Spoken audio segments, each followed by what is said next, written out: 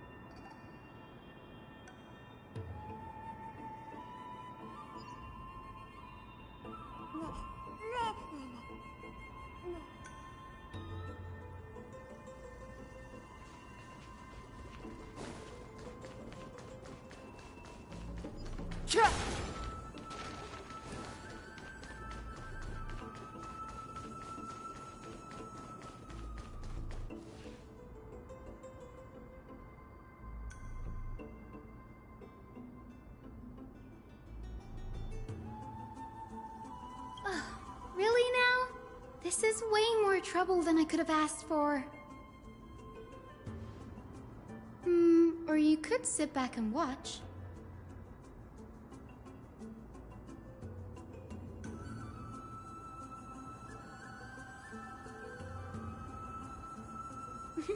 I'm kidding, Danny. Lend me a hand, pretty please? Alright, now let's get him!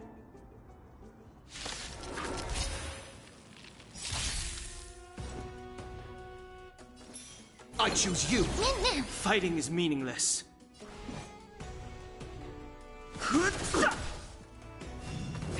You just don't Try learn. that again! You're annoying! We can do anything!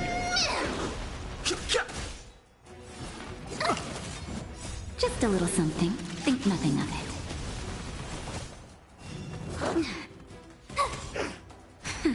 I'm still here.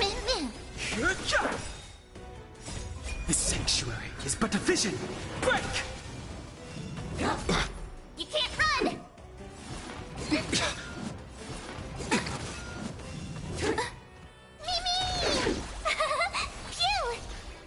Phew! Nap time. You can do it! Mimi! Watch this awesome move!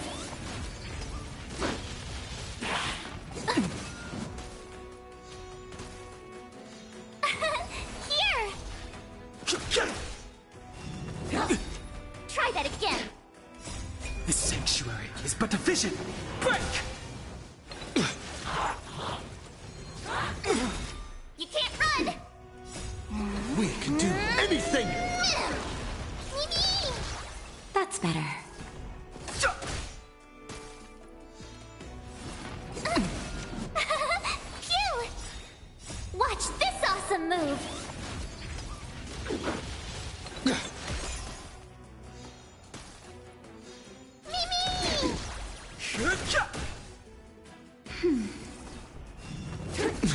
Try that again. Here! You can't run! Me. This sanctuary is but a vision. Break! Try that again. Just a little something. Think nothing of it.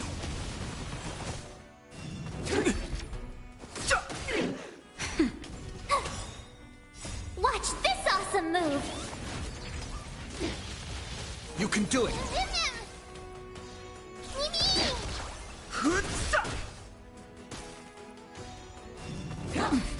You can't run! We can do anything! Careless. Try that again. Phew! Nap time. Me.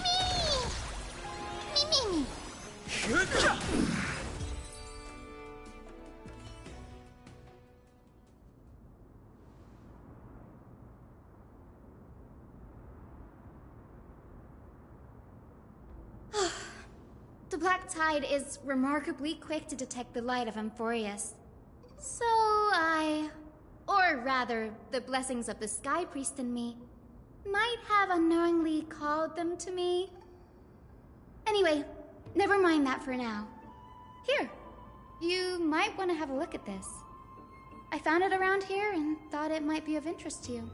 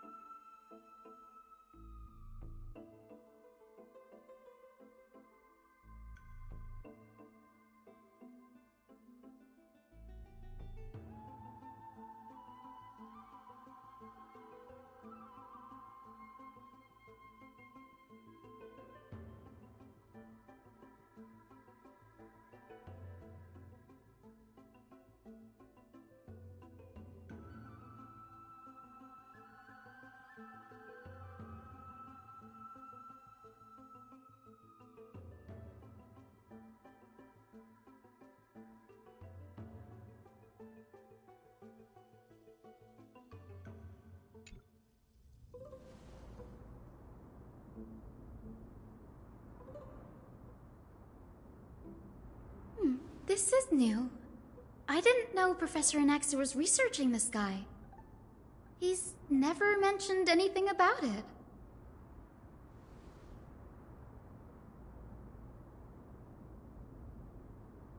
Might is an understatement. Anaxa has never been one to venerate the gods, nor has he ever found it within himself to put any faith in the prophecy. People have come to think of him as a heretic, even in a place as liberal as the Grove. Yet, it is also this very blasphemer that Circe's favors. Fate sure works in mysterious ways.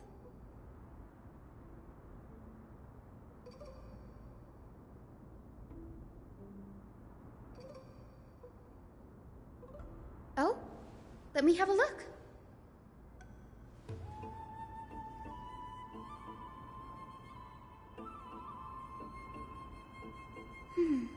By the looks of them, these scrolls are records of two conversations that took place in the same setting, one after the other.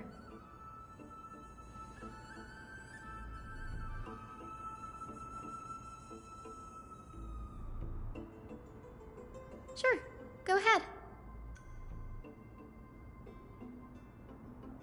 The Grove of Epiphany is home to 7 schools of thought. While all 7 schools are founded on the ideologies of Thalesis, the first scholar, each is unique in its own way. Among them, the Venerationists revere and worship the Titans the most.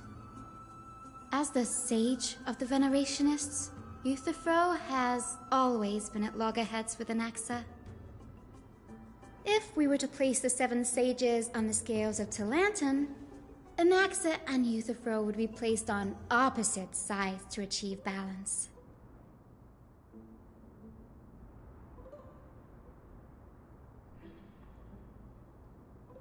Nearly everyone in Amphorius has heard the story of the skyships by now. Aquila's stature is loftier than the heavens, and their divine retribution is merciless. That's why it's no use building giant skyfaring ships. Oh, but I do wonder if a supercharged mini treaty cannon could slip past their watch.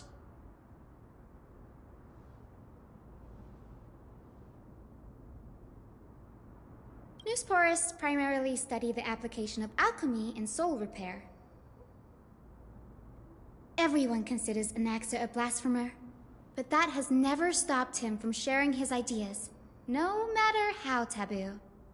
If you must say that he's hiding something, then it's likely what lies beneath his eye patch.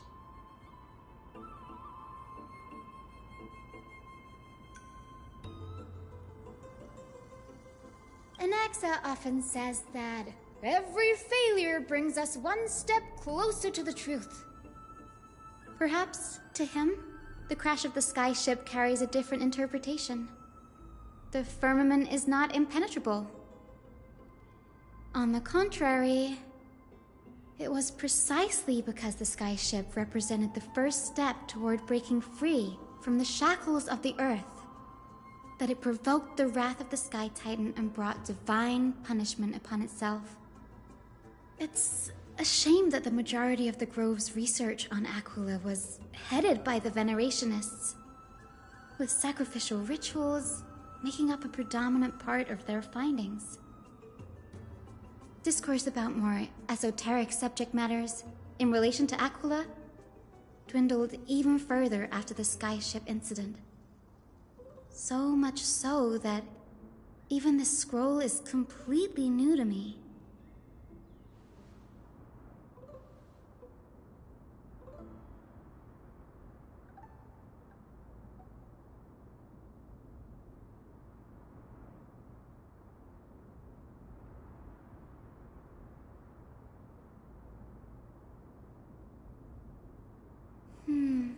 That's what I'd like to know.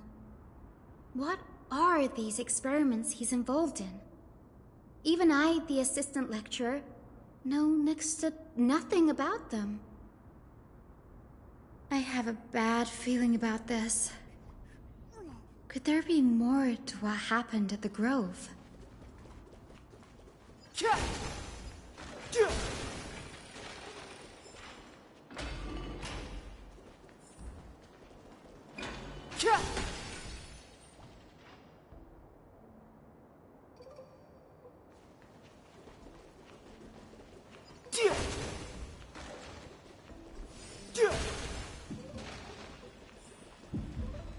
This is the Library of Philia, a place where the Grove stores its collection of tomes.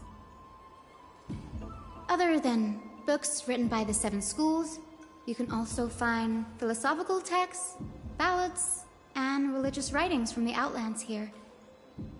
Cities that desire to learn from the Grove were apparently expected to contribute knowledge of equal value to what they sought.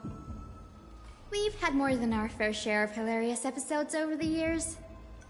For instance, it's said that the Erythrocheramists once borrowed a manuscript from a certain author, but ended up returning a copy instead of the original.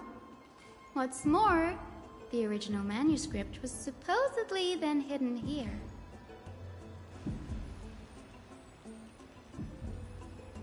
Nice? No need to hold yourself back, Danny. You can just tell it like it is. Their behavior was no different from bandits.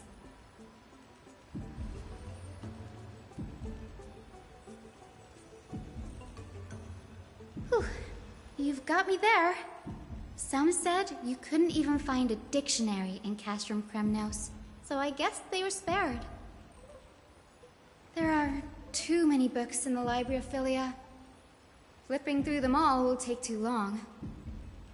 Why don't we use the Biblioslate to search for the texts we need? We can bring them back to Akuma for reading after that.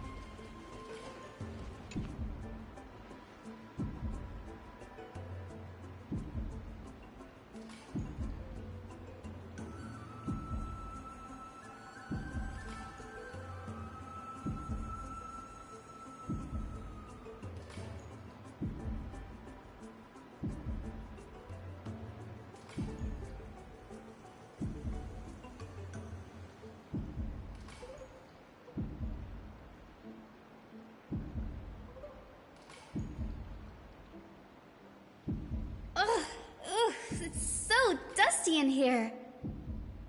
Whoa. Are these all complaints about him? I can already see what they must have written. Anaxa has no respect for the gods. His very existence undermines order in our society. They're probably all things like that. Why else would they call him the Great Performer? When Anaxer established his school of thought, the first thing he apparently did was read his own work to everyone. Are the Titans truly an accurate reflection of what humans think gods should be? Worlds created by gods are indubitably perfect, but what of Amphorius? Only foolishness and insensitivity everywhere you turn.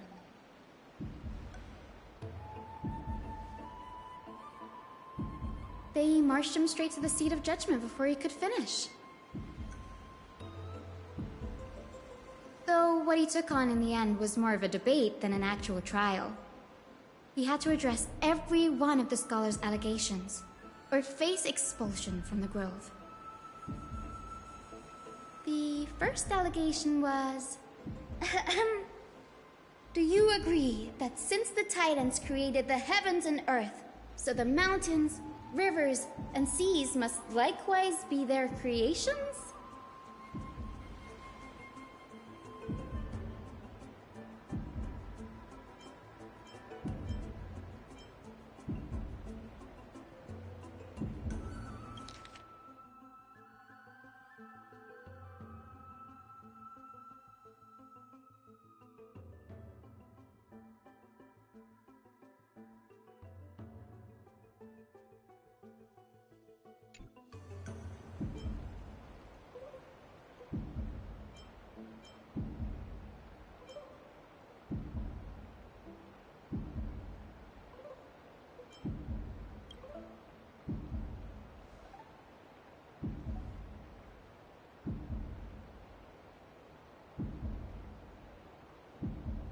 Anaxa said the same thing then.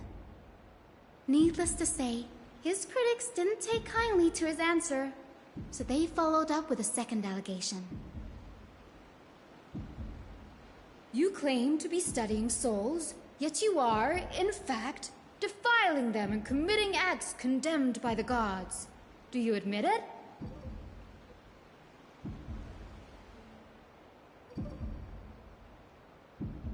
Anaxa always wears an eye patch, never removing it, even when alone.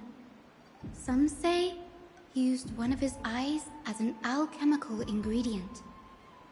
Every being in the world owes their safekeeping to Kifili, and this is even more so for the Chrysos heirs who have divine blood coursing through them.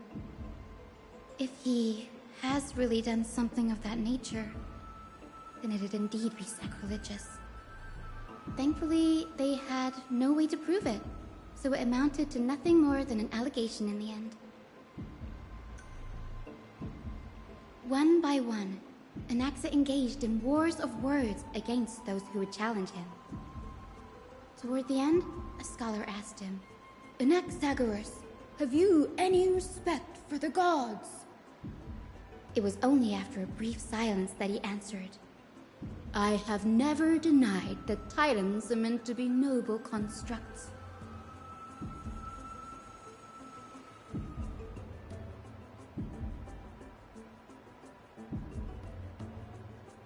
Yes, I'm not sure how that controversy was eventually resolved, but what's for certain at least is that Anaxa was allowed to stay in the Grove where he continued his research, despite being regarded as a heretic. By the way, this stack of complaint letters has reminded me of a place in the Grove. We may find clues there that aren't on the teleslate. I'm talking about Anaxa's alchemy lab, hidden between the cornerstones.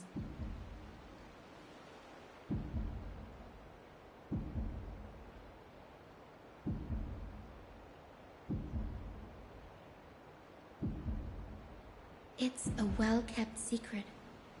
Among the 7 sages, excluding the nominal chief sage, each has a private sanctuary where they can conduct research undisturbed in their free time. Even the administrators of the Library of Philia are restricted from accessing those places and documenting the sage's research. But with the grove in this state, I'm sure Nexa won't be mad even if we sneak into the lab for a short while, right?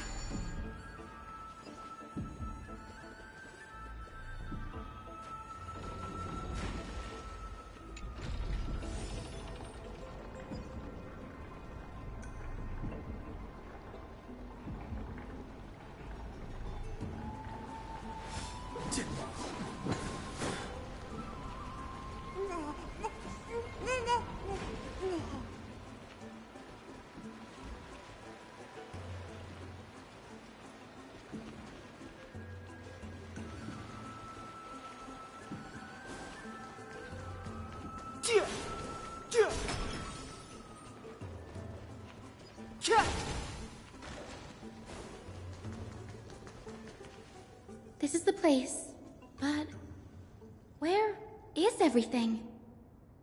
Materials for alchemical experiments, matrix diagrams, and even the seal to the lab. They're all gone. Did the Black Tide destroy it all?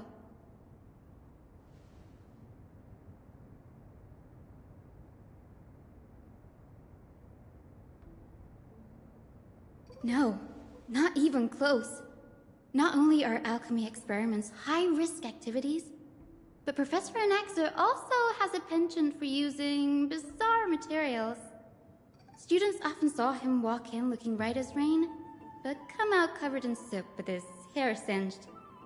Naturally, no one dared to come near this place. Huh? That bookshelf over there seems to be the only thing still intact.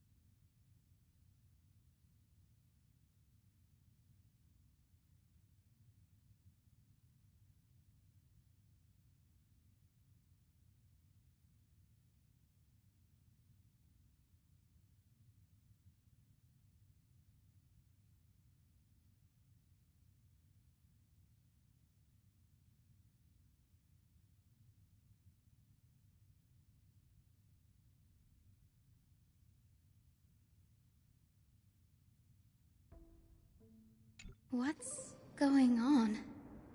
Anaxa is conducting research on our friends in Alchema and me?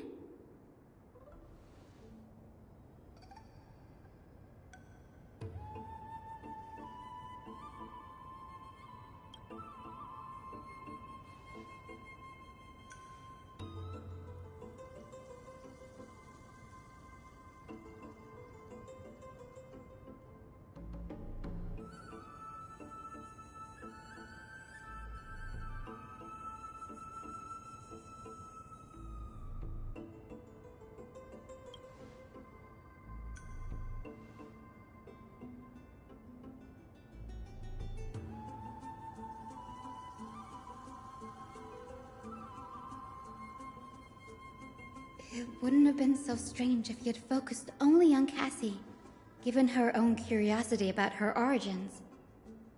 Plus, considering that the Newsporists have crafted omnipotent medicines capable of curing diseases, it also makes sense that he would conduct research on immortal Chrysos heirs. But now, it seems Anax's objective was never to create medicine, but to identify the origin of the golden blood and figure out its inner workings.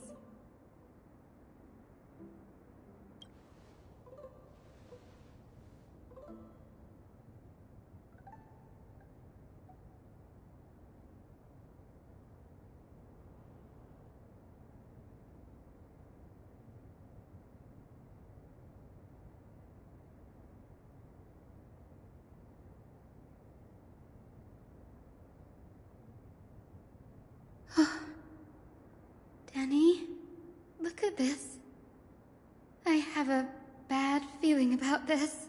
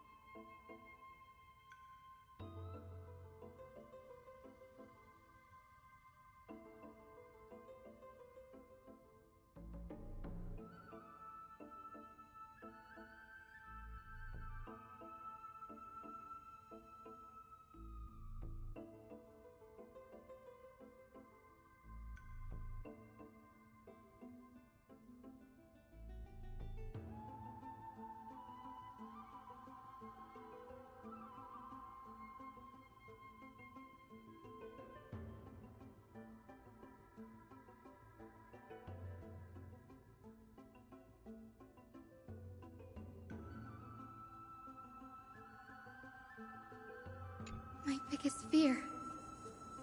It's come true. After going through his notes, I think I can piece it all together now.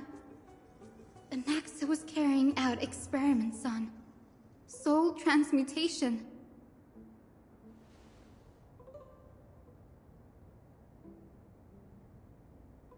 Yes, this is what he was secretly conducting research on. Something he had to keep hidden from others. Compared to his public speeches, this is the real blasphemy.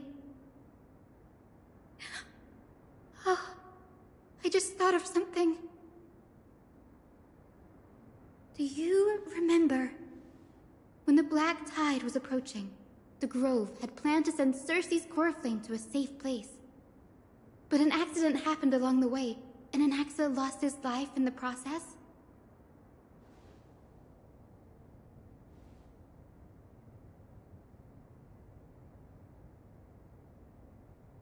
That's right. But what if Professor Anax's fusion with the core flame of reason wasn't an accident? Put yourself in his shoes. Knowing that the Black Tide was closing in and your time was running out, what would you have done?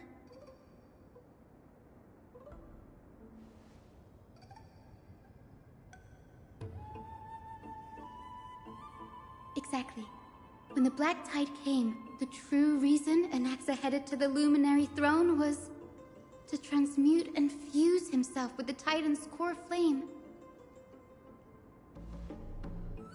No. Judging from how he reacted after the event, the results came as a surprise. Maybe he failed to consider the possibility that Circe's would make a similar decision. The manuscripts detailing all the alchemical formulae have been taken away. His research is still ongoing.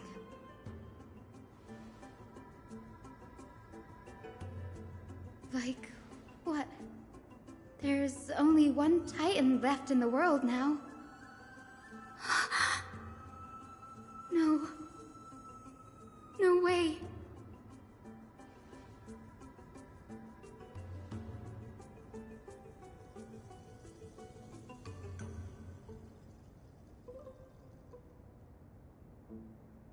He's after Kefali.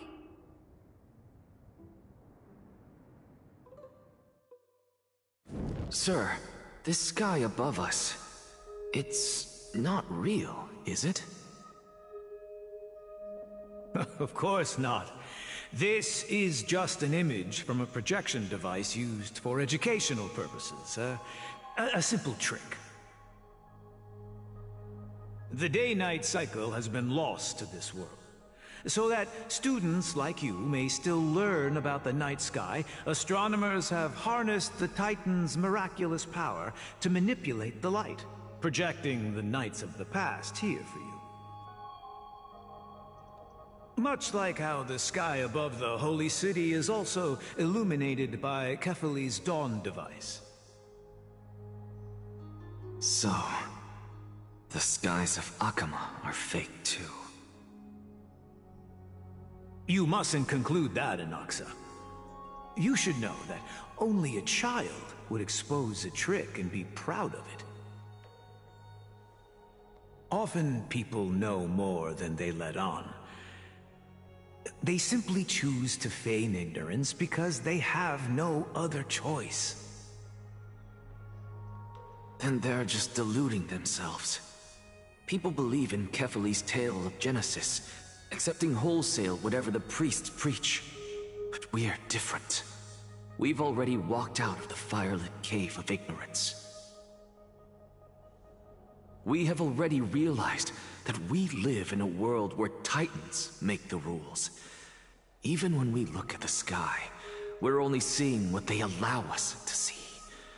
Rather than gazing at this mockery of a night sky fabricated by them for the rest of my life, why shouldn't I be the one to take control of the projection device instead? So much time has passed since you sowed the seeds of doubt in my heart, child. Many a night, I find myself penning down all my theories and wild ideas, only to burn them to ashes when I open my eyes in the day. Why? Because we'll face death by burning if word gets out? As a sage of the Venerationists, my soul has already become inextricably linked to the great tree. Every word I say and every move I make is certain to influence every leaf, every branch, even the tree itself. But above all else, my days are numbered. Instinctively, I have my doubts about the golden blood and the human soul, yet I have no means of verifying them. The golden blood in my veins is woefully thin, and I am loath to waste what little time I have left obsessing over a hypothesis that cannot even be proven in the first place. But I can, sir. I can do it for us.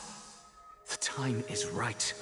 Give me all that I need, and I shall accomplish this grand feat on your behalf.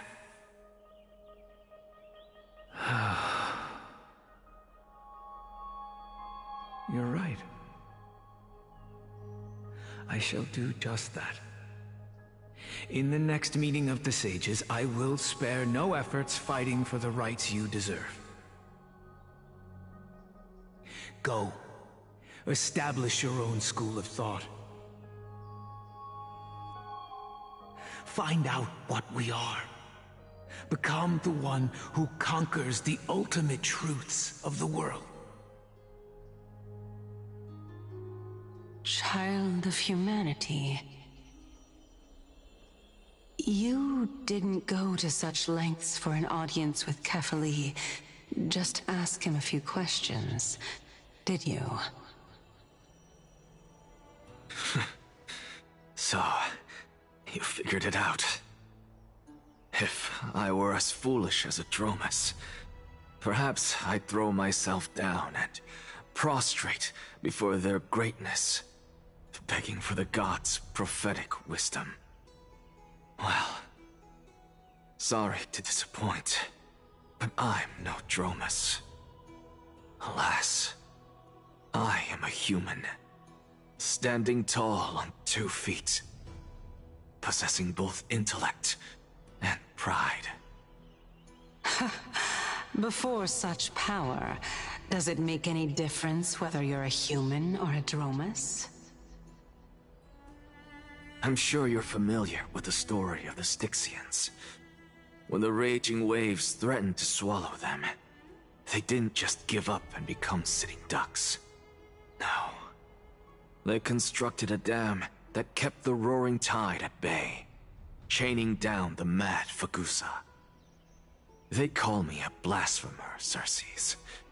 But that doesn't mean I deny the existence of gods. It's just... as I see it, Titans are simply a force that mankind has yet to find a way to tame. Oh? If power that rivals the Titans is what you crave, why not conform to the prophecy and brave the trial? Why stop at harnessing the power of the Titans when I can do so much more?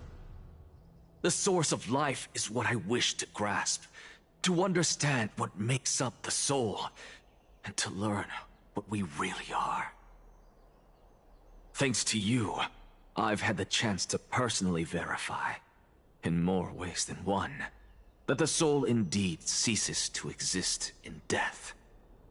But where there is death, there is life. And where there is an end, there must also be a beginning. How then is a soul born? That was the only unknown variable left in my calculations. And by the sound of it, you have already formed a conjecture.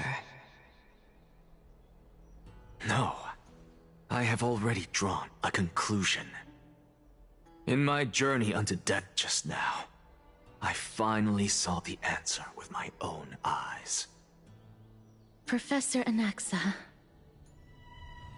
I'm here. His life hangs by a thread. I must ask you to refrain from taking any unnecessary steps. Of course. I'll bring this to a conclusive end, and give you the answer you so desire. However, in accordance with the principle of equivalent exchange, I must also demand from you what I need.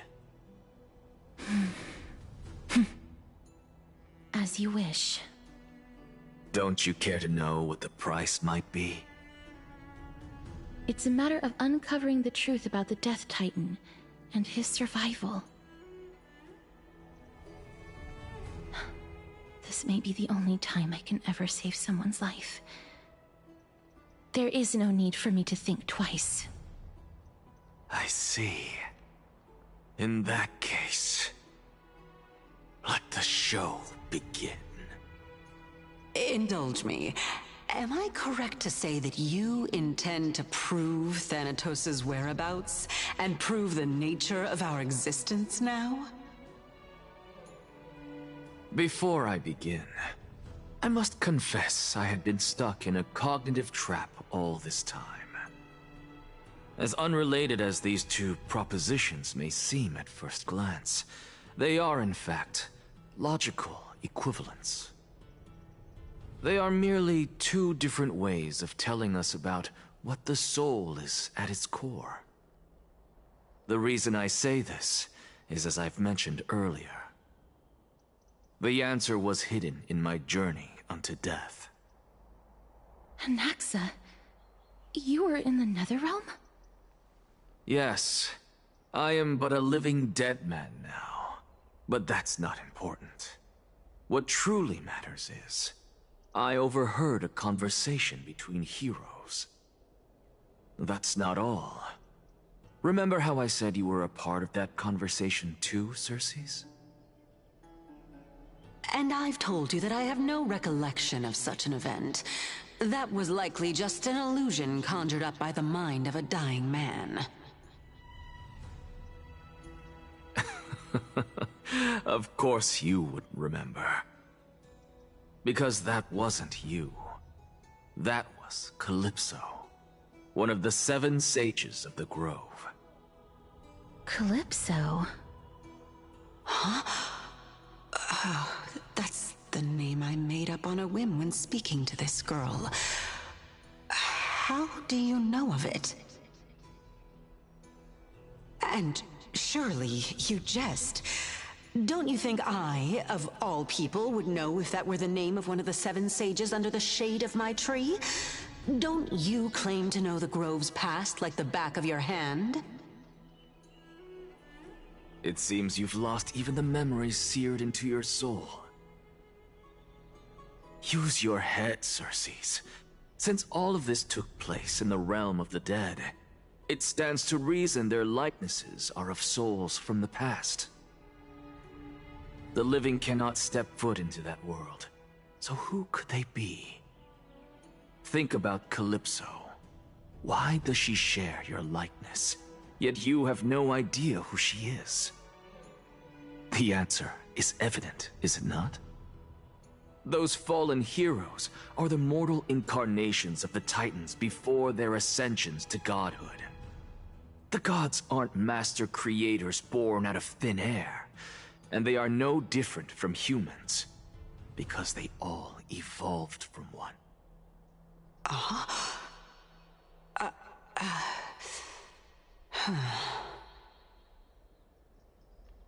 Does this answer disappoint you?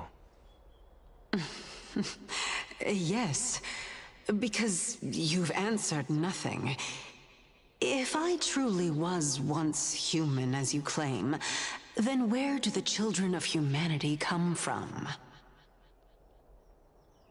Even on the off chance that you speak the truth, this brings us no closer to grasping Thanatos' whereabouts. How are we to find them? I knew you would say that. But it matters not. I know what I'm doing. Actually, why don't we have this supreme being standing before us tell us everything? You can revive a Titan? Humans cannot return from the dead. Neither can gods.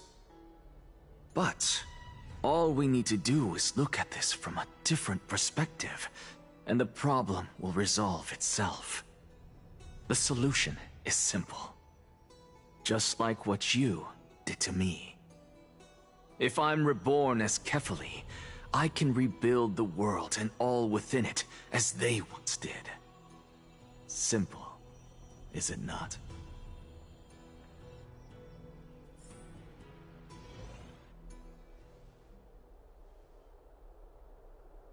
I have news from Hyacinth and Danheng. Anaxa might be trying to do something with Kefali's divine body.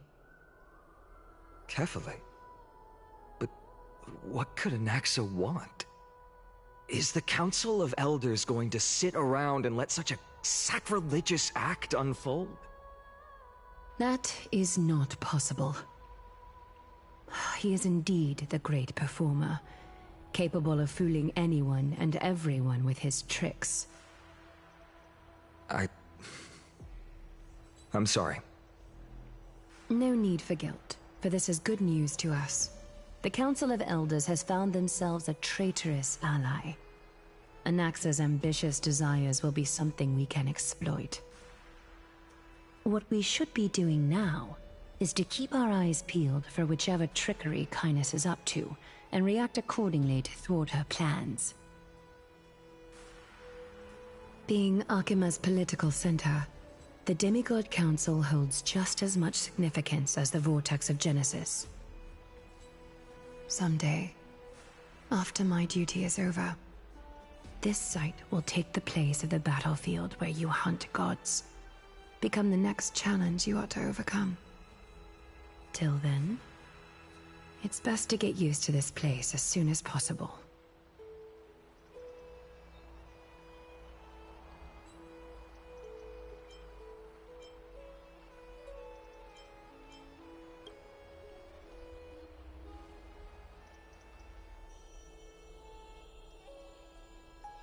Preposterous!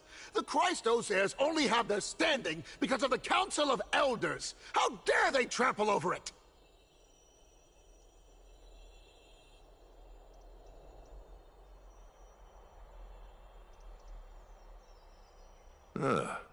It's been a while.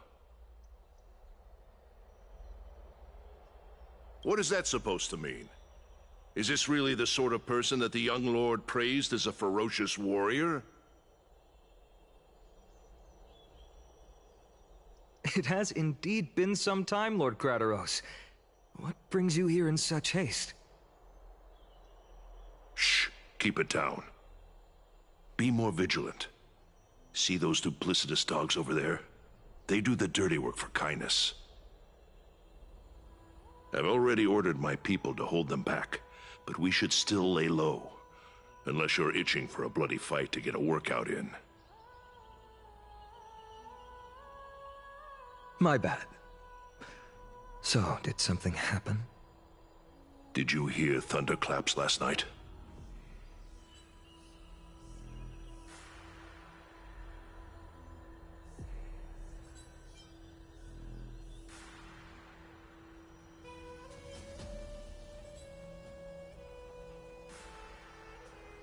Packer, what? He's been through a lot lately, please pardon him. Can you tell us more about these thunderclaps? Thunderclaps are beacon signals of strife. They are a message from the young lord. He threw a spear bearing several words at Akama. Watch out. The Flame Reaver is back. I guessed as much. We didn't actually kill them back at the Kremnos Arena. I figured this is something you would want to know. We Kremnoans never back down from a fight. So if you plan to take that thing down in a battle, reach out to me anytime. You have my gratitude. I will let Aglaya know about this right away.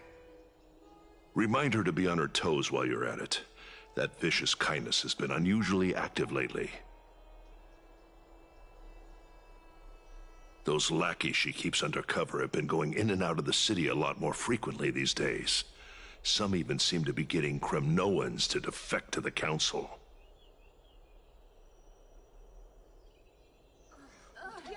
Tear them off! Down! How dare you! Don't place that! That's her. Looks like you can see it for yourself. We should get back. Thank you for the intel, Lord Crateros.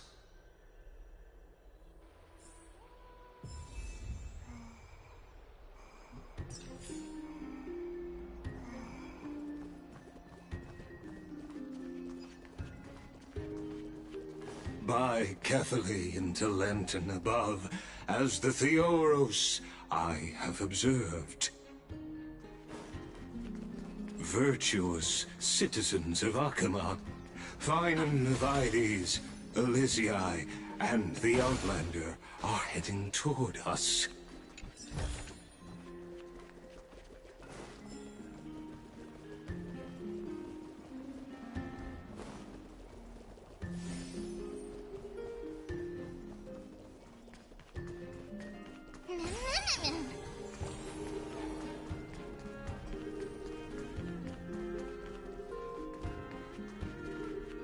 Aglaya, what happened here? I know about the poisonous fangs of that king snake through the golden threads. In the past, I would be confident about keeping her in check, but I admit I am now unable to do so. What do you mean? It is no longer about eloquence or arguments. I have been a demigod for far too long that I hardly have any humanity left. Before I realized it, I have become no different from these hypocrites, no longer capable of relating to the people. This has come a lot sooner than I expected. But perhaps it is time. I need you to step up, Finan, in order for me to retreat behind the scenes. Yes, this is my duty, but...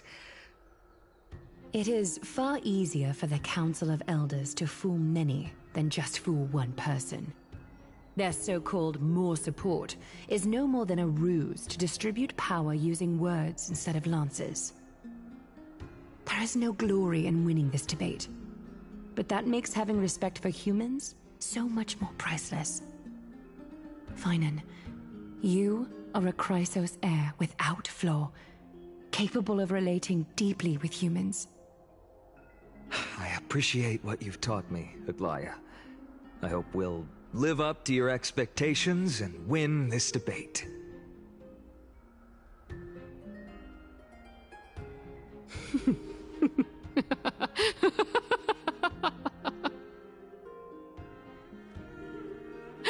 Oh, you've done well, Lord Calictus. Let me take over and personally close this debate for today. Dearest counselors, let it be known that I sorely miss the blissful times portrayed in lyrical poems. Back then, Amphorius was home to nearly 1,000 cities, each with their own local faith, while gods walked the earth and shared close bonds with humans.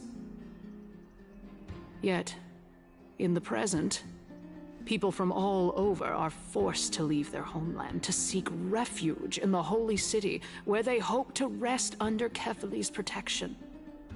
All of us have long been in the same boat, with no way out of this plight. We didn't have a choice in the past, but now, the Council of Elders brings to the table a new possibility. All I have left is one question for you. Would you rather strive toward the unheard of Era Nova, or return to the prosperous Era Chrysia of our past? Make your choice. Now, which of the two would lead mortals to an ideal future?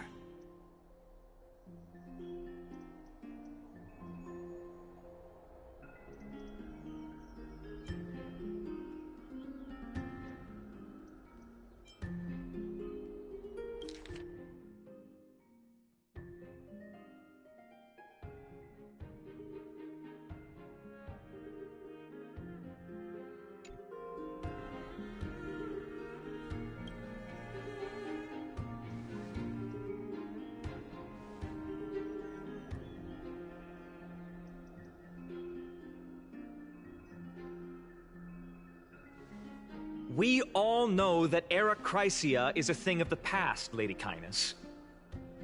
Please, enlighten me. How does the Council of Elders plan to turn back time? Let the 3 Titans of Calamity be born, and Era Chrysia is nevermore. But bring demise to those Titans, and Era Chrysia will descend upon us again.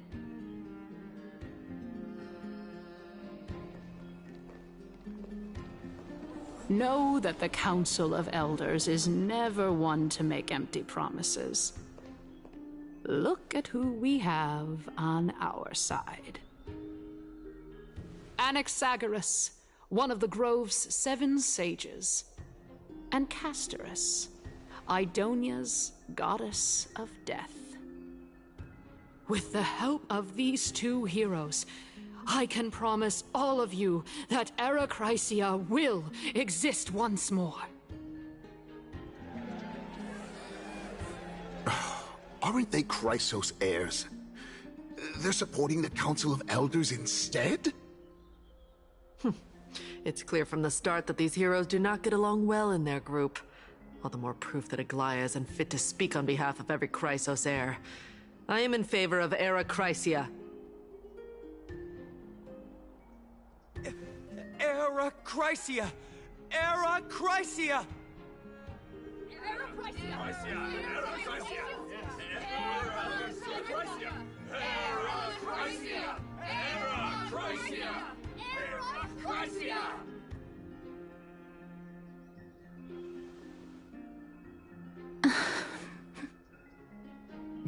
Castorus? Why are you standing over there? You finally arrived, Naxa. So have you, Cass. Don't worry, Aglaya. Well, I know that you have many queries. Could you continue to converse like how the citizens normally do? Tell me, dear citizens, if we successfully retrieve and return Thanatos' core flame without anyone passing the Death Titan's trial, what would happen next? The answer is simple. We will have a chance to rid the world of death and bring Amphorius back to an era when all beings live forever. We'll usher in a new future that will be entirely different from the flame chase journey. He's one of the 7 sages. That's impossible. Your proposal is much too idealistic. As long as the Black Tide still exists, how can we go back to the old days? Remember what I previously said? Kefali's core flame is guarded by the secret power of the Council of Elders. Plus, Fagusa's water curtain will be able to block out any external perceptions. Tell me, dear citizens, have any of you ever seen even a glimpse of the threat that this person is talking about anywhere within the walls of this majestic holy city?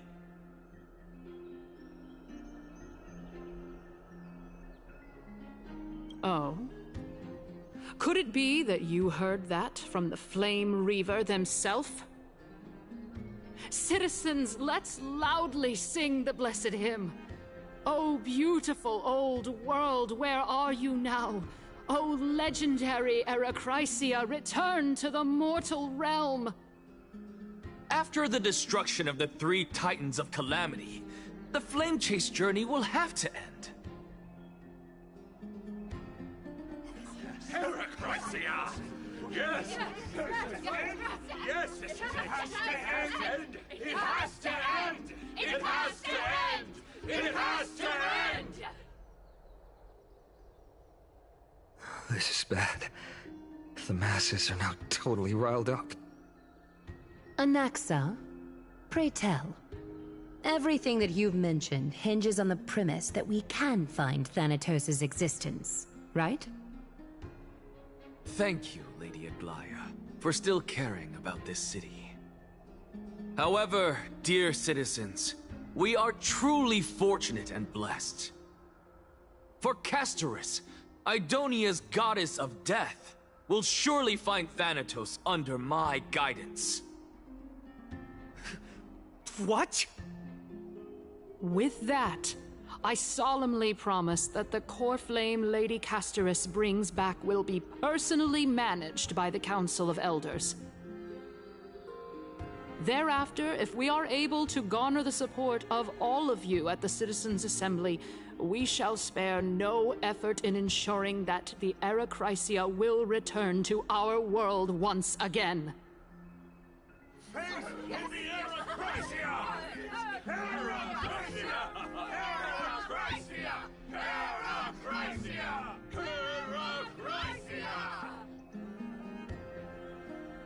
With the balance shattered, the result is clear. By Kefali and Talentin above, as the Theoros I have observed. Akama has chosen her destiny. The issue up for discussion at this Citizens' Assembly shall be modified to the suspension of the Flame Chase journey. This resolution shall be put up on the Wall of Heroes, such that all citizens are aware of the city's way forward. To the future! Yes, I like this. Fantastic! Yes.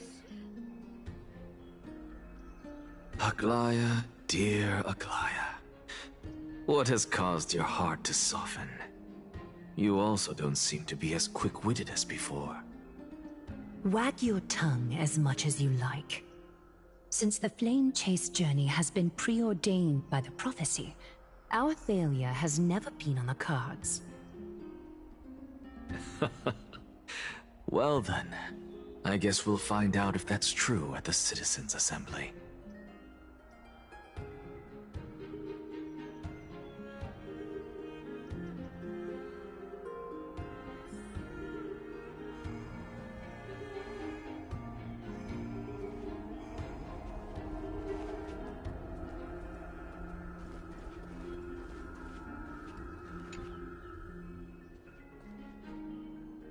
Well, it seems that when I sent you to look for Anaxa, I unintentionally facilitated your partnership with him instead. My apologies, everyone.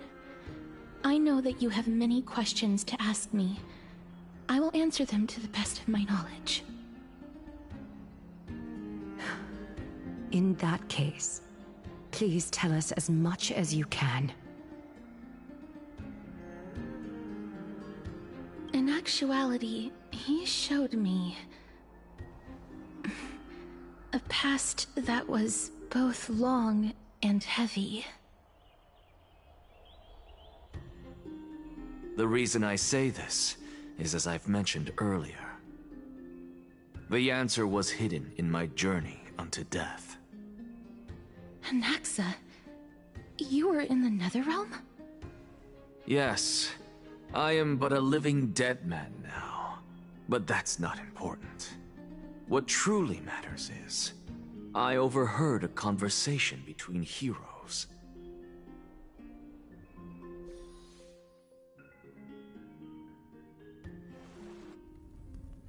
Have you heard of this tale before? A tale about the ocean god's treasured pearl, our hometown. It was a seaside town which enjoyed the ocean breeze and glorious, peaceful times, thanks to the wisdom of its ruling queen. Until one day, an evil dragon descended upon the town. Its wings were large enough to blot out the sun, while its claws were sharp enough to rip the waves apart. It barged into the tall tower and devoured the queen's beloved daughter. It even settled itself in her bedroom, like a tyrant king. The queen assembled 300 warriors who managed to subdue the evil dragon by chaining it up. However, when the queen slit open the dragon's belly, she realized that the princess had long since been digested, and all that was left of her was a pile of bones. Devastated, the queen wept for several days. It was then that a devious, smooth-talking scholar arrived at the palace and suggested that the princess could be revived through the use of dragon bone and dragon blood. That liar called this process the secret art of alchemy. The princess was reborn! The queen was overjoyed, blissfully unaware that the evil dragon's soul still lurked within the princess's body. As revenge, the evil dragon swallowed the poor queen, the glib liar, the courageous warriors, and all of the town's innocent civilians in a single gulp. Worse still, the souls of the deceased were refused entry to the Netherrealm because they were filled with regret. Forced to roam the mortal realm, these resentful souls ultimately converged into a river of souls that would not retreat for a long time. The terrifying death had consumed all. Thereafter, our hometown fell into ruin as well. Until... Until?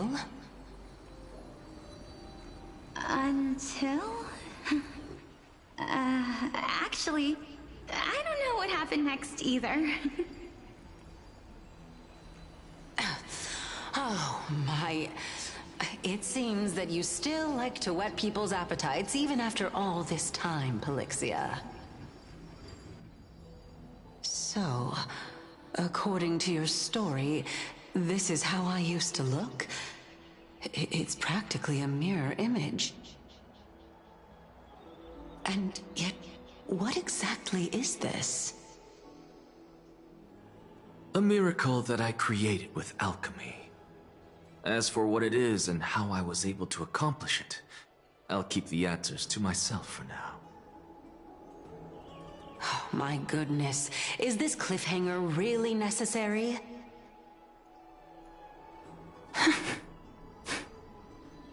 Quiet, Titan. continue to enjoy this splendid play, and the truth will naturally reveal itself. Dragon, huh? I've heard this legend before. In that case, what do you think of it? I think that this so-called alchemy was a tenuous analogy added to the story by future generations. After all, you've never heard of a tradition of alchemy in your hometown before, have you? Indeed. Before I left home to pursue my education, I never even knew that anybody was looking into this area of study. Therefore, we can just treat this tale as a fable told to young children. A fable, you say? If so, what moral is it trying to impart to the kids? I guess it might be the concept of equivalent exchange? Oh? I thought the moral might be closer to something like honor the dead. Huh. What? At a loss for words? No, I merely realized that we're both thinking of the same principle. If life is priceless, then there is hardly anything else in this world that is of equal weight to it, right? Indeed. As expected of the wisest scholar in the land. You flatter me. Why don't I ask you a question as well, as a form of equivalent exchange? Of course. What is your question? If I imparted my knowledge of the art of alchemy to you,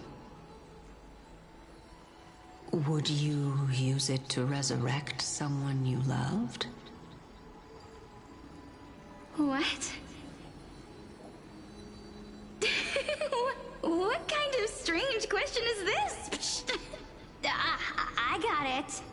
You're just trying to get me to tell you whether I like anyone, right? Let's just leave it at that. That was rude of me. Yes, I would. Oh? Death is inevitable. In the days to come, I'm certain that someone whom I cherish deeply will leave me for good. If such a mighty power really existed, I think I would use it without hesitation. After all, you, me, and the rest will all have to face that fateful moment eventually.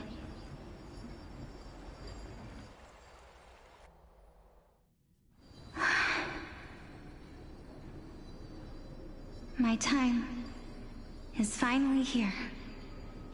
However, perhaps because of my firm belief in the immeasurable value of life, I am unable to complete the trial. You shall wither, and through that, the dead will sprout again from the remains, and be reborn with the dead flame. It is a pity that fate is such a cruel mistress.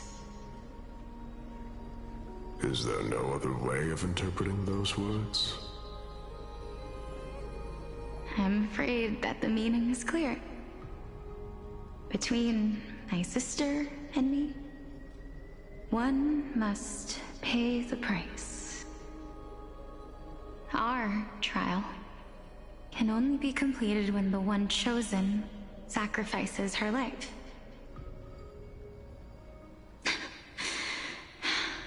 I'm afraid that the prophecy might even have selected a pair of twins for this exact purpose. Fortune makes fools of us all. My sister is prepared to sacrifice herself. And yet, I can't do the same. How absurd. My time is almost up, but I'm still afraid to welcome death. What should we do? If I'm ultimately not able to make up my mind... Since Chaos is willing to guide all of us and leave this trial to the end, there is still plenty of time for you to ponder. That's right. Don't allow the fog of an uncertain future to cloud your mind. Trial, prophecy, the topics that they're discussing seem familiar. But these three people must not have left their names in the epics. Otherwise, I would have some recollection of this. Amphorius's history before the Titans were born was complete chaos. Is that not strange by itself? I have long held 3 hypotheses about this. However, let's continue watching for now. Calypso, Polixia, and this warrior. I seem to have met him somewhere before. Regarding this matter, Nias, are you confident that you'll complete your trial? Of course. Though, I am worried about what will happen once I've emerged victorious.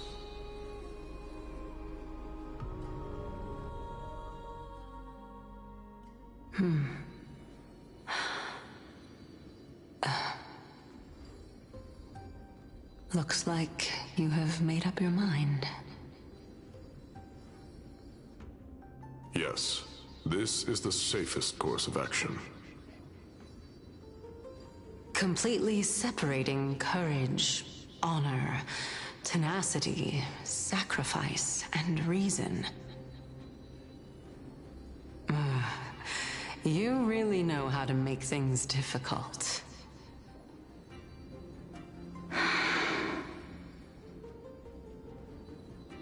Please, young lady, witness my fall and demise. Lady Calypso, you shall host the soul-rending ceremony. I do not understand. Why would you dare to sacrifice yourself for a future that you won't get to witness? Because this is our destiny. The power that resides within me is so intense that I will one day be engulfed by it. Furthermore, a valorous death before glorious return has always been the path I chose to walk. A journey I began long ago. If your sister or Chaos were in my position, I believe they would make the same choice as well.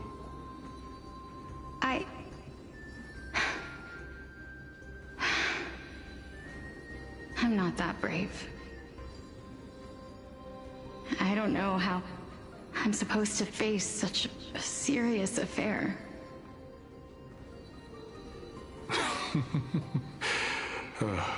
Despite being Death's chosen one, it seems you still don't know how to face it. Let's chat, young lady.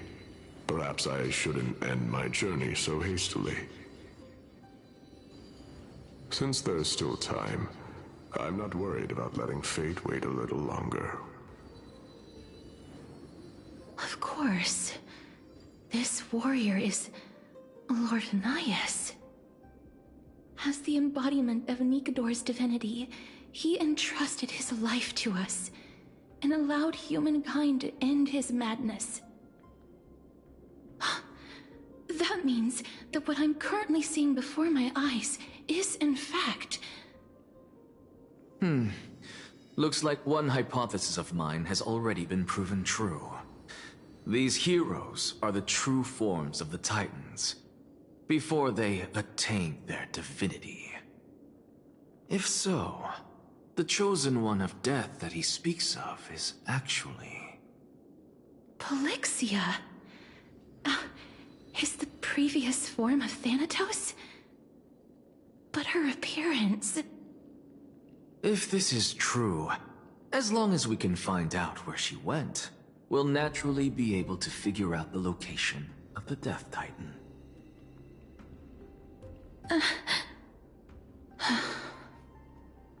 But before that, we first need to witness what ultimately happened to Lord Anaias.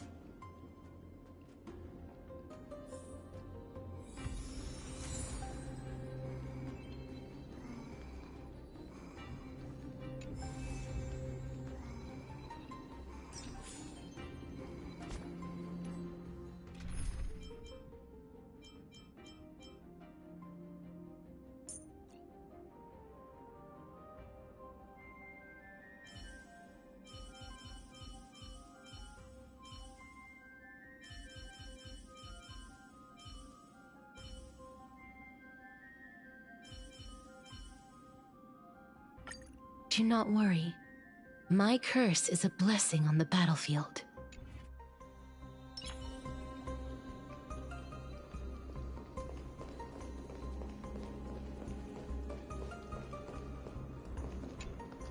Honor, courage, tenacity, sacrifice. And finally, the only thing that remains is reason. Cheer up, young lady. There is no need to shed tears over a glorious death. All farewells in this world are sorrowful, Lord Naias. No, young lady. As a warrior, I have witnessed too many bitter deaths. But now, all I feel is peace. I did not know until this moment that mortals could live their lives in such a way. Although only a sliver of your soul remains, you remain so optimistic. Or maybe the truth is that you aren't able to feel sorrow anymore. To be honest, I don't know either. But I am certain of one thing. This is not an acceptance of death nor apathy toward it. It's not even a feeling of despair. I am just enjoying what remains of my life to the fullest. Enjoying? Indeed. Along this journey that we've taken together, not only have I changed the world, I myself have also changed in the process. And now I have reached the journey's end. When I look back and see the grand epic that I've personally written, how could I not revel in that fact? But when you depart the mortal realm, won't all of your accomplishments be reduced to nothing? Separation and death are two sides of the same coin. Reconciling this doesn't come easily for a mortal.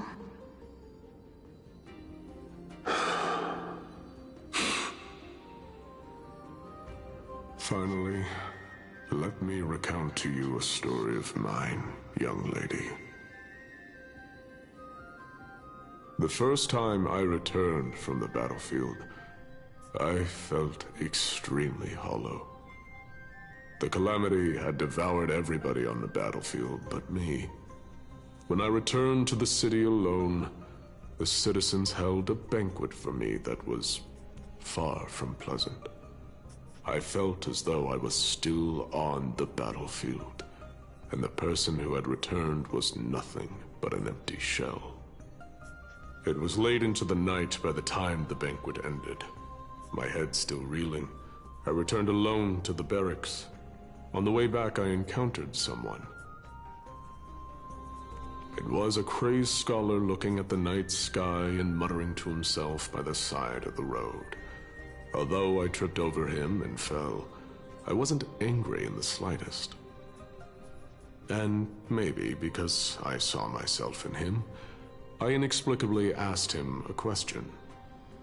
Do you think that it'd be better if we just died on the roadside like a couple of stray dogs?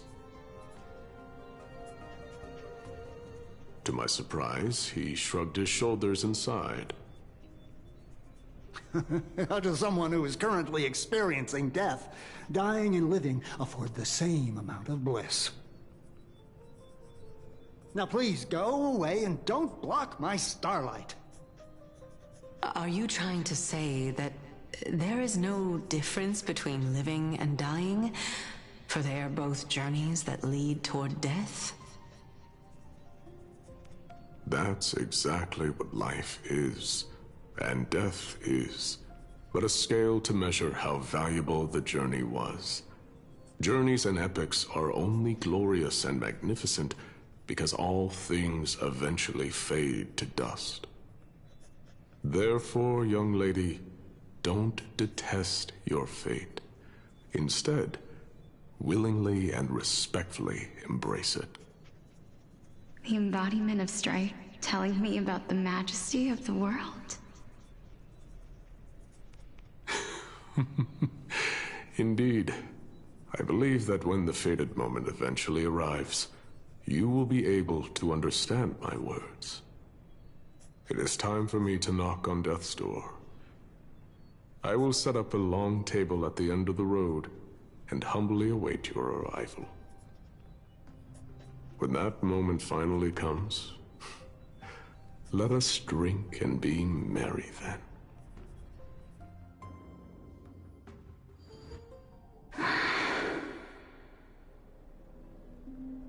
I knew this day would eventually come.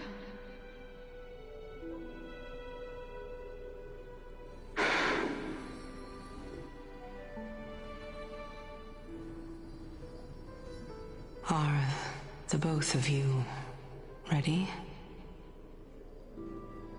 Mm-hmm. Elixia. I'm here.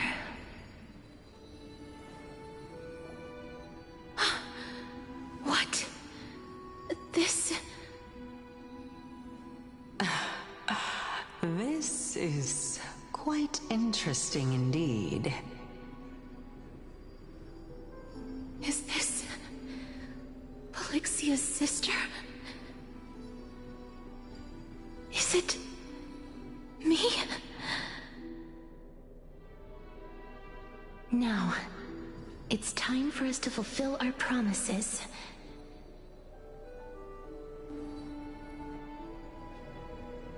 Are you afraid?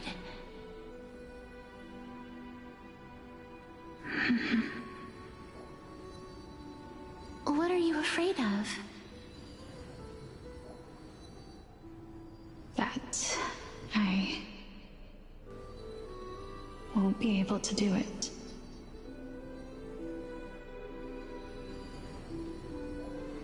You shall wither, and through that, the dead will sprout again from the remains, and be reborn with the dead flame. As foretold in the prophecy, and according to our vows, once it all ends, we must face our fated moment head-on. Even if it was prophesied, do we have no say in the matter? It's so unfair. Why are we the only ones who are forced into mutual destruction? Let me do it, sister. Let me be death's sacrifice. I was never long for this world anyway. But you're different. I was the one wasted your life after all.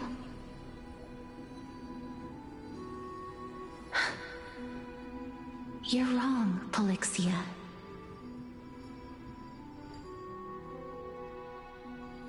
I don't think that my life was wasted.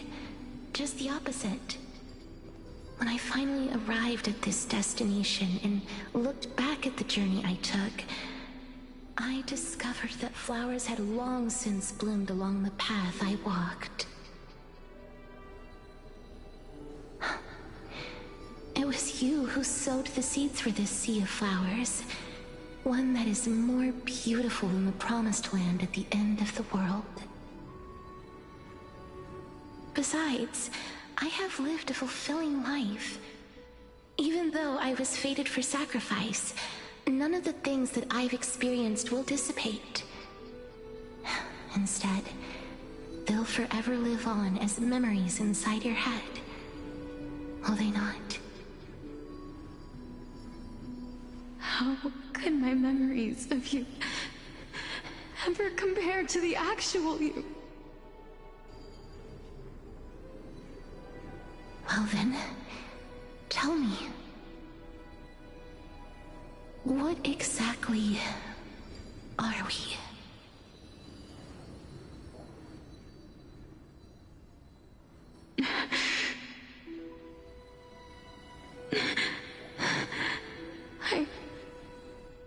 I don't know. I don't know either. But regardless of what the answer is, regardless of how we're shaped by others, or even by this world,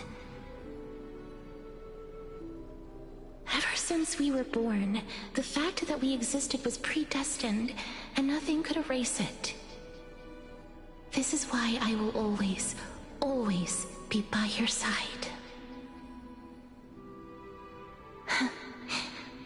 We're twins, after all.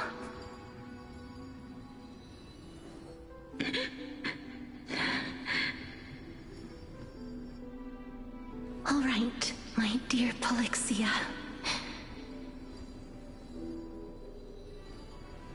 It's time to extract my heart and light the flame of death. After that, use it to plant the first bud in the prophesied new world.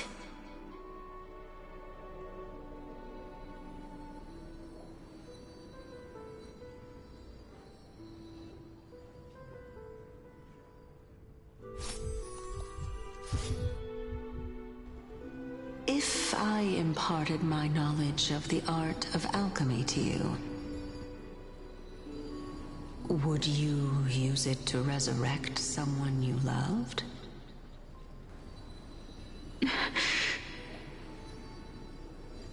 Death is inevitable. In the days to come, I am certain that someone whom I cherish deeply will leave me for good. If such a mighty power really existed, I think I would use it without hesitation. Even now, my answer remains the same. This is why, sister, I promise you, in the prophesied new world, I shall plant the first bud on your behalf. Go now. Return to the Ocean God's treasured pearl, our hometown. I shall open wide the entrance to the Netherrealm and grant you a second life. The living beings on this earth shall respond to my call and lead you to the sacred daylight. Remember, do not look back on the land of the dead, and do not stop moving. In the new world promised by the prophecy, march toward your new life. As for the price of our equivalent exchange, let me be the one to pay it.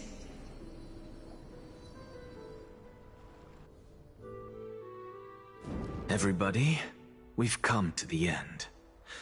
Unfortunately, I am not compatible with the Supreme Being, so I was unable to completely fuse their soul into my own body. However, being able to glean all this from them is exciting enough.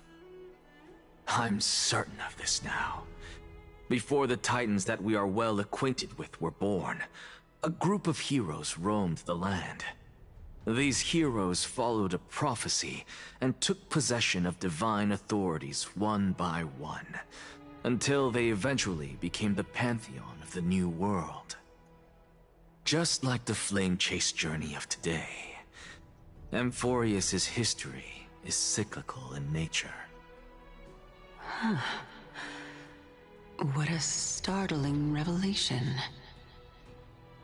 This means that the demigods, who bear the core flames, will also become the new Titans at the world's end, thereby shaping a new world? I believe that this is the truth behind the Era Nova as mentioned in the prophecy. This is utterly unbelievable.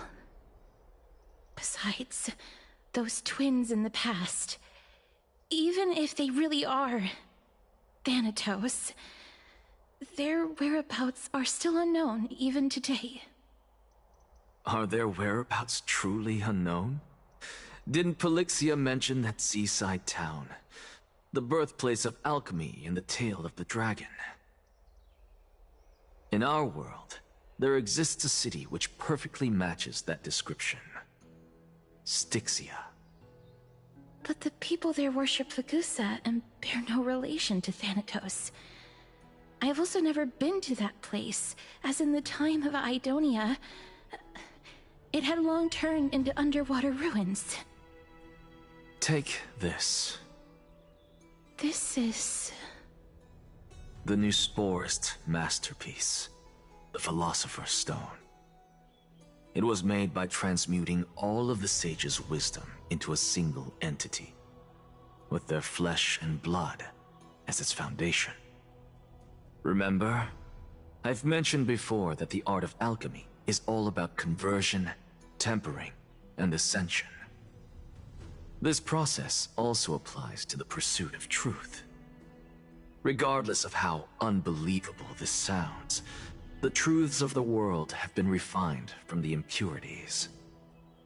Think about the story of the dragon.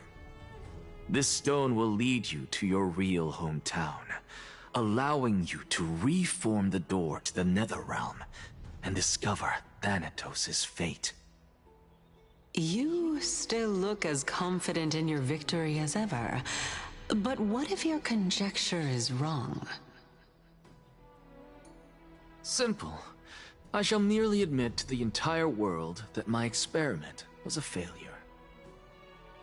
However, my line of thinking will not fail because I have already planted the seeds of doubt into the hearts of the masses. Actions speak louder than words, Castoris. With the assembly about to begin, don't forget the promise you've made.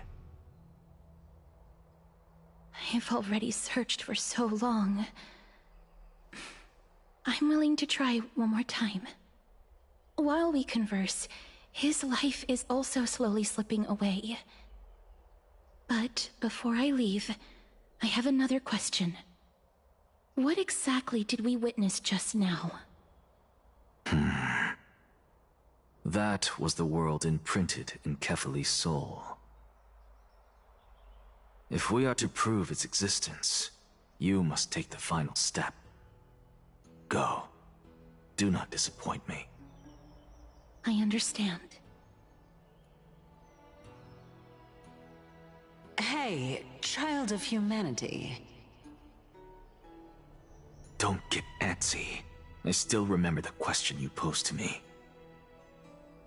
As a scholar, I do not wish to offer up ambiguous conclusions. Let's discuss this topic again when she manages to find the evidence. I merely wanted to ask, Was that stone transmuted from your heart? If so, rebirth is no longer an option for you. Why not? When I was a child, I lost someone dear to me. When I was a teenager, I lost my faith. A while back, although you saved my life, I also lost my soul in the process. Now I'm merely forsaking my body. What's the big deal? Why are you always finding ways to die? Isn't it good to be alive? This is but a necessary sacrifice on my path to transform into the purest of them all. Can someone who's dead even claim to be the purest of them all? Furthermore, if your hypothesis is proven correct, does it not just confirm that the myths are true, and thereby invalidate all your theories? No, it's just the opposite. If my hypothesis is correct, it means that I can actually ascend to godhood and reshape this absurd world that you all have created.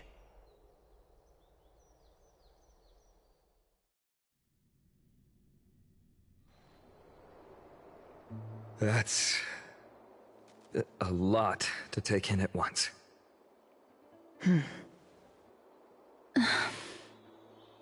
Lady Aglaya, please, let me explain. Go on. You know that the core flame of death has always been the greatest unknown regarding the Era Nova, which is why both you and Kindness desire to gain the power to control that core flame in the approaching Citizens' Assembly. Professor Anaxa has come to a consensus with Kindness. They want to suspend the trial once Thanatos' core flame is reclaimed, hoping thus to eradicate death from this world. If they're successful, then the flame chase journey will cease, and Akama can enjoy everlasting peace. But I know this runs counter to your wishes. So long as we do not usher in Era Nova, the Black Tide will never be eradicated. Even with Lord Mighty on the front line, and the Black Tide not posing an immediate risk, the danger nevertheless remains. Honestly, it's difficult for me to assess the pros and cons in this decision. But someone must bring the core flame before we can begin negotiations over it. The Titan could be very near. I cannot let this chance slip by. Besides, someone has to make this trip to bring back Mr. Soul. Well said. You already had every reason to seek an audience with Thanatos. It's that great performer who has weaponized your wishes and placed us in this difficult situation. A world without death. Do you desire that too? If fate dictates that my path must oppose yours, I will do all I can to resist it and protect what I aspire to achieve. Lord Mighty showed me that without taking the first step, all talk of what follows is moot.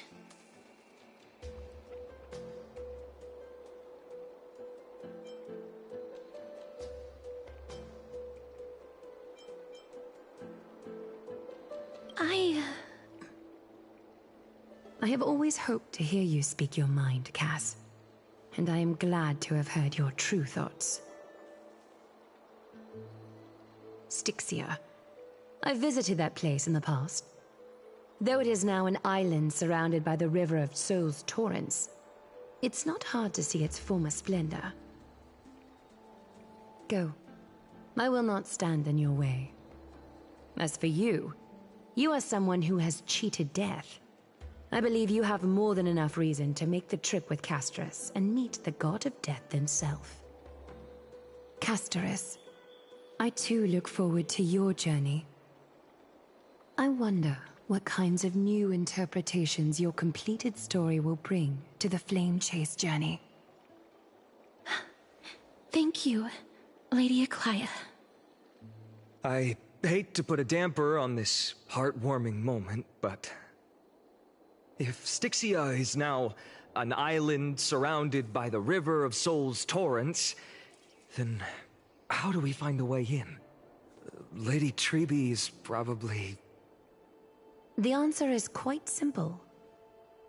In the myths, Zagreus once made the domain of the dead their treasure vault. That is to say, they could enter and leave the Netherrealm as they pleased. And if they could do that, then it follows that the demigod who inherited their divinity must be capable of the same. I'll see you at Marmorial Palace at Action Hour tomorrow. Cypher shall be your guide to finding that ancient city.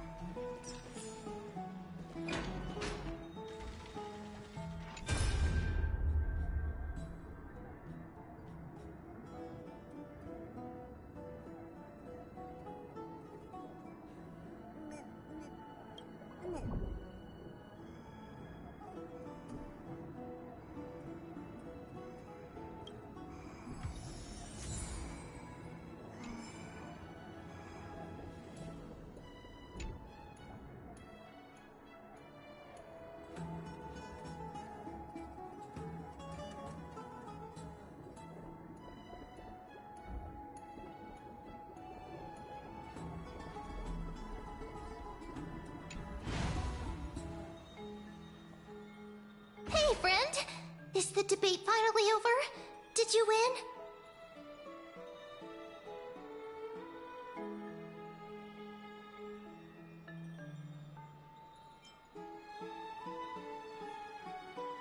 Oh, that means victory is around the corner. Well, moving on. I was hard at work even while you were at the debate. I borrowed a mountain of books from Cass to see if I could find a way to solve your problem. Let's see. I still have... only 32 books to go. Really? Oh, that's fantastic news. I knew it. Hard work always pays off. Especially if you're as diligent as Mem. I feel like a huge burden has finally been lifted off my shoulders. Why are my eyelids so heavy all of a sudden?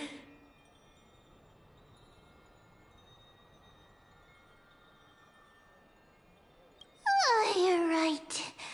Then I'll go back to...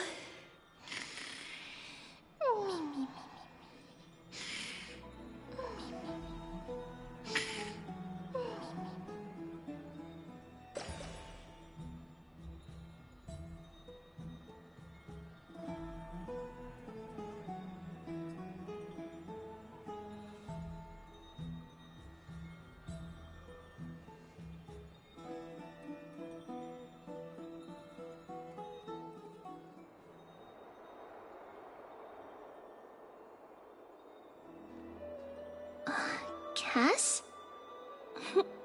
What a surprise. Lady Treby... Is something troubling you? I just wanted to speak to Lady Trian for a bit before I set off.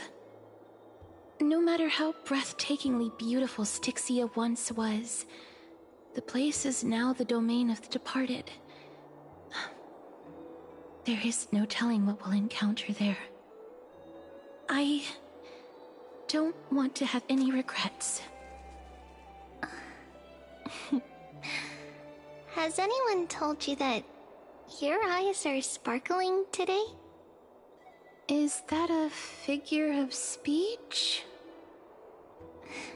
In the past, when you did smile once in a while, all of us could see that your heart remained troubled even as you smiled.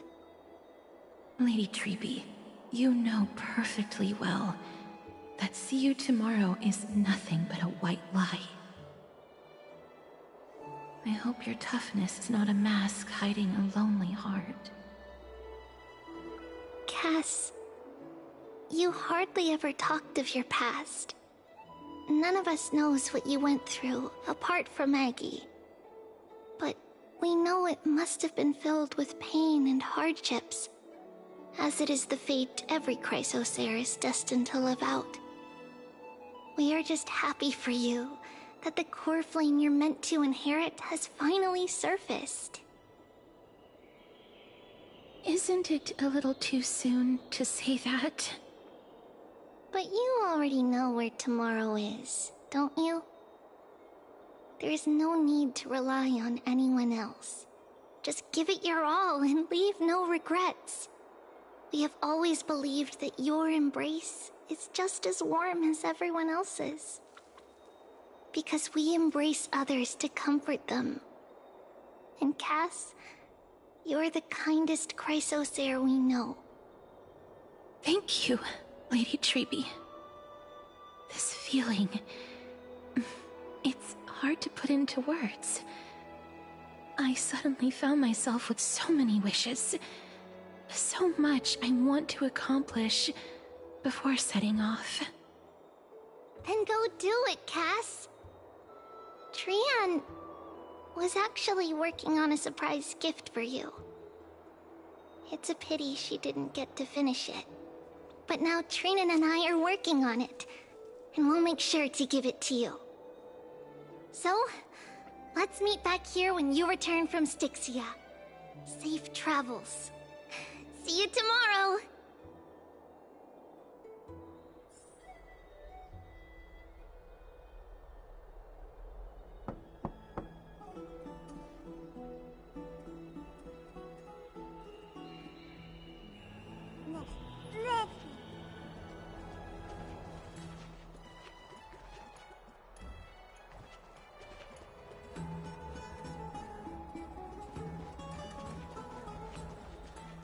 It's me.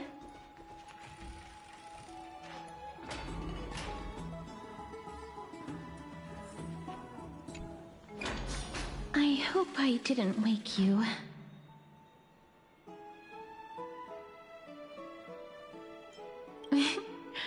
I'm glad to see you're as full of life as ever. I'm here because of private matters, actually. If it isn't too much to ask, I'd really like it if you could come along with me to retrieve something.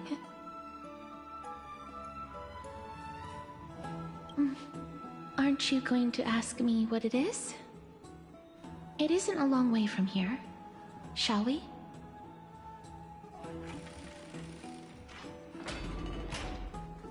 I'd love to go in and take a look.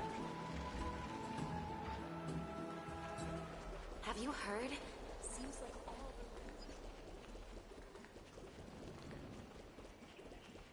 Faith can dispel the black tie.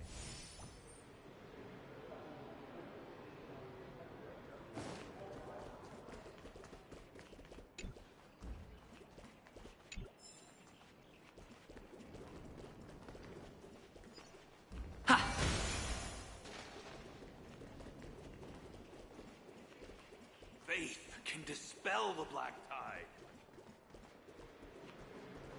The streets are packed. It seems the vote to pause the flame chase journey has begun.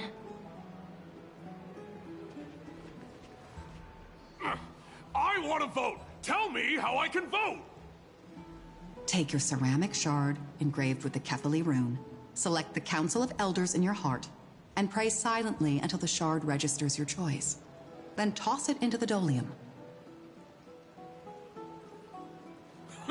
The Council of Elders? More like the Council of Buffoons! The Black Tide took my hometown long ago! Who are they kidding with bringing back Eracrysia? It's all a sham to create their own Eracrysia in Akama!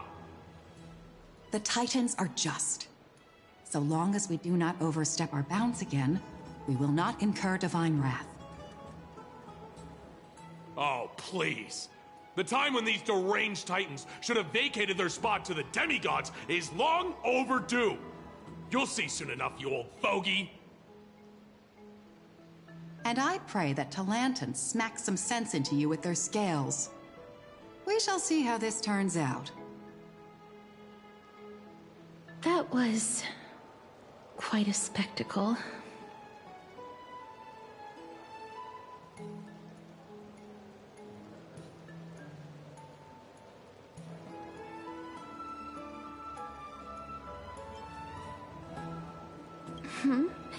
You're interested in that? Well, you'll feel right at home in Akama then. To this day, I still find it almost unreal that Akama is the only place illuminated by light amidst the crumbling ruins of Amphorius. And its people are even holding votes to reconcile differing opinions. This peaceful sight is making me forget that this is the end times.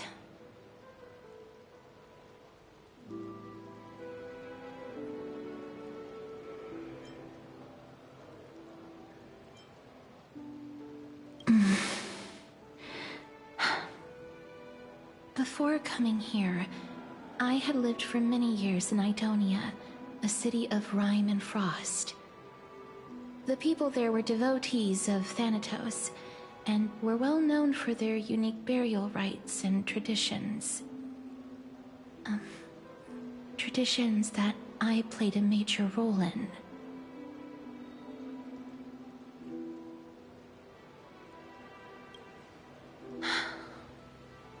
Yes.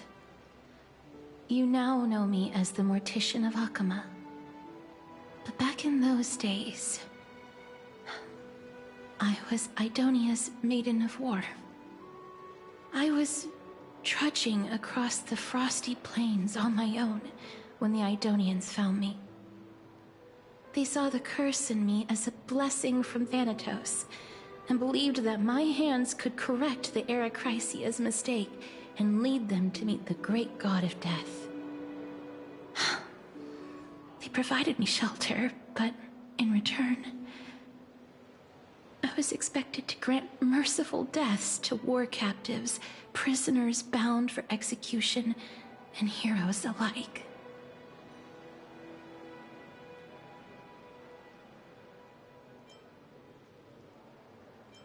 Is that how you see it too? But no matter how kind or cruel the means, nothing can change the essence of death. Taking away someone's life is never worthy of religious worship.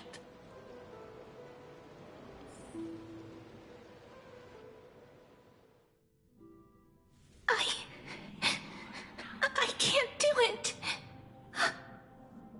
Their voices, they pierce my ears. The pleading, the thanks.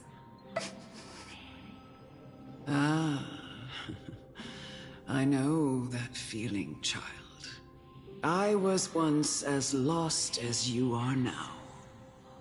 But you must respect those walking towards death, just like how you should respect yourself as the Holy Maiden granting humans glory and liberation. What you're asking me to do is no better than the task of an executioner. And yet you want me to respect myself. No matter the titles, I am still taking away human lives.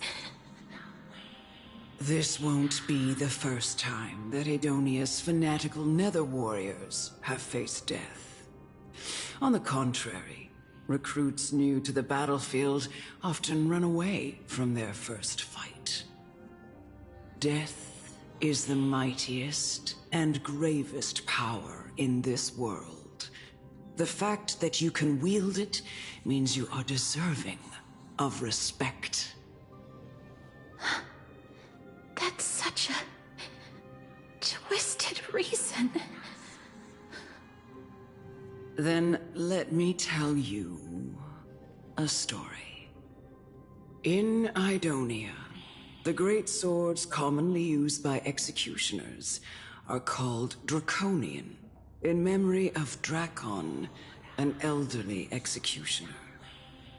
The sword has 3 air holes along its body.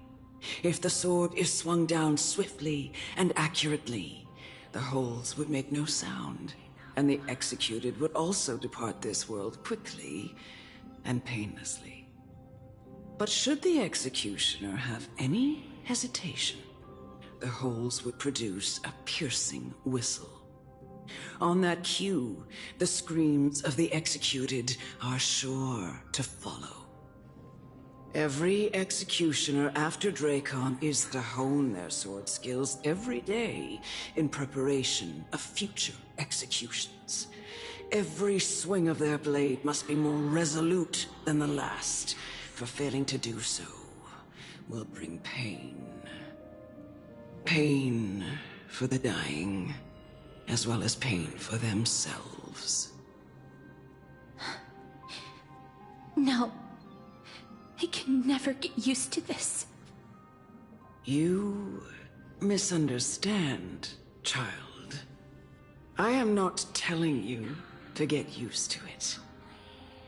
I'm asking you to consider the source of the dead's suffering, and use that knowledge to fortify your future touches with more and more determination.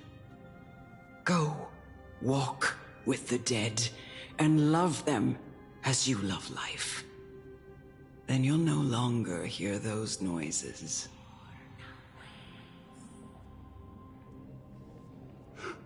Please, don't kill me.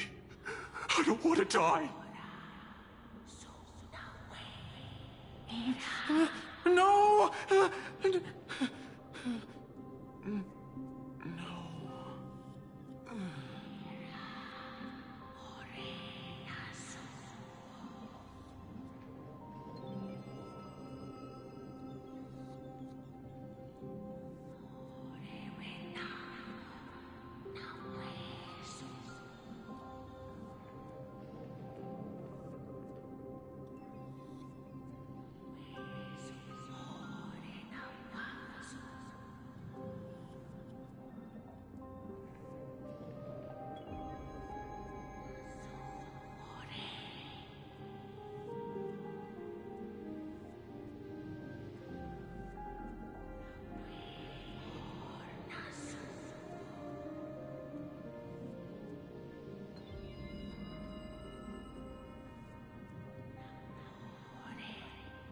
May you gain some insights through his sacrifice.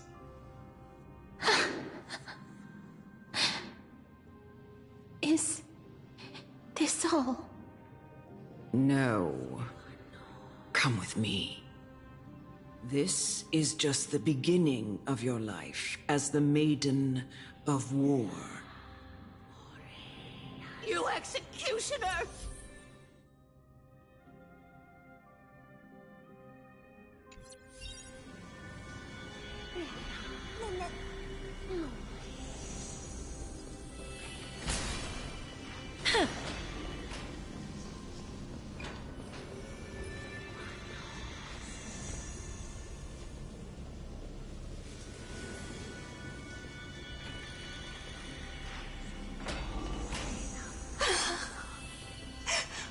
Holy Maiden! Go. Grant her glorious death.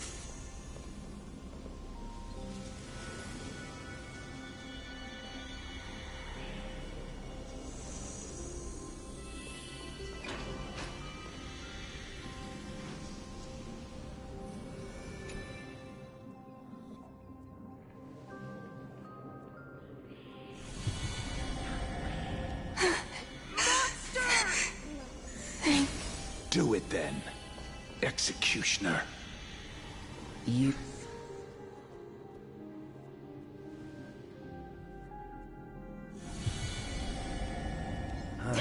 curse you. To live in it. Please.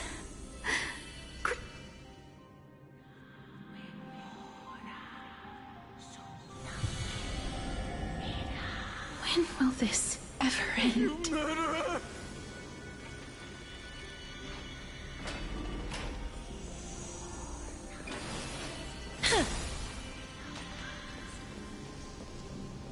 Come. Fulfill your duty. What are you trying to do with me? I have aged. The time has come for me to heed the summons of Thanatos and journey to their domain. The final resting place of every Idonian. You're not that old yet. You still have many, many years ahead of you. No. I'm already dead. For I have come to fear my declining health and impending death. Ah, Castoris. Will you give me one last chance to charge towards fear and prove that I am no coward? I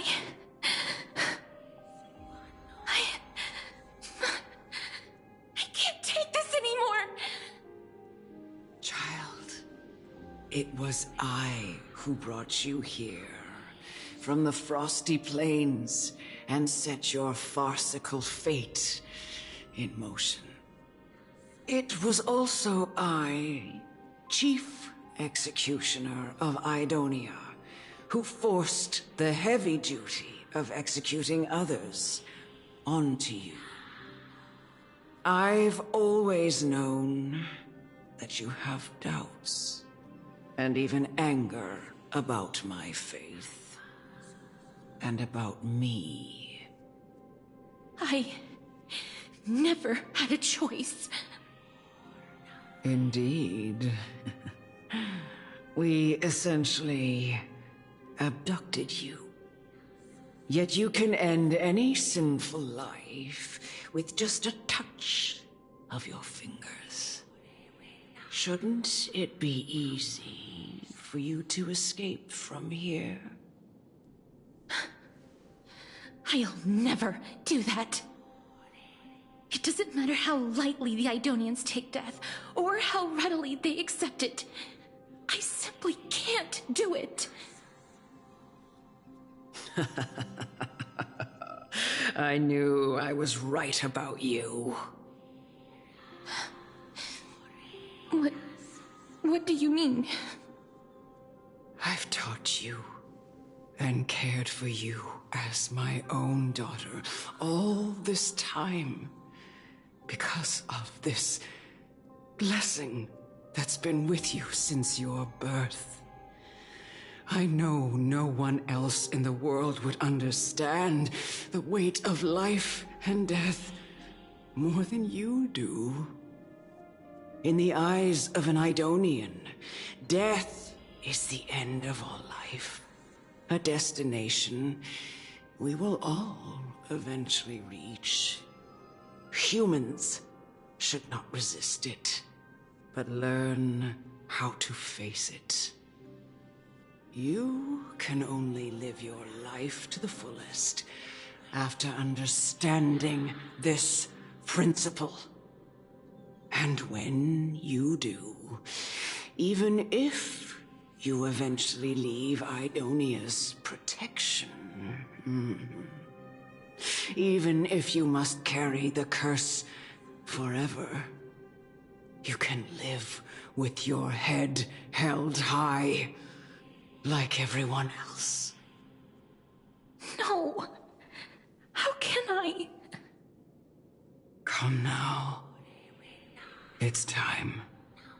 I've already taught you all that I know. Show me that you are a fitting holy maiden. Or at least, that you possess the resolve to become one. Come now. It's time. I've already taught you all that I know. Show me that you are a fitting holy maiden. Or at least, that you possess the resolve to become one.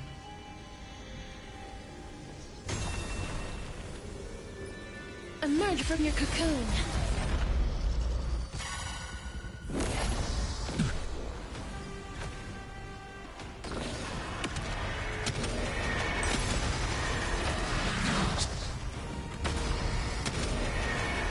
May death protect us! Inevitable. That hurts. Life is not so fragile. Awaken dormant scales. World-cleansing dragon.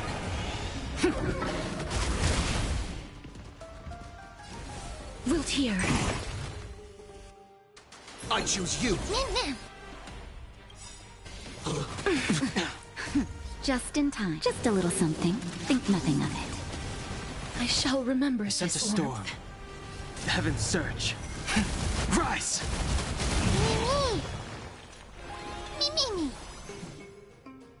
As you wish.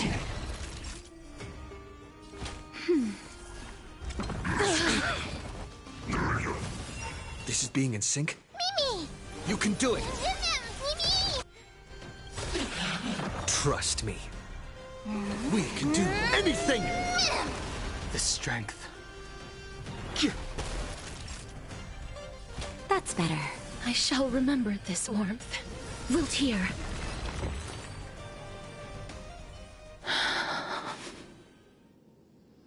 This was the last time I followed her command. I gently touched the elderly woman before me. The executioner, who had seen too much death, died the same way as everyone else. A gasp for air, a wistful look in her eyes, and a barely perceptible tremor in her fingertips. Elder Amunet, the person who tried to teach me about death, ultimately vanished like dew in the morning mist. She spent her life embodying the beliefs of the Idonians, and when death finally came, she embraced it exactly as their doctrine had taught.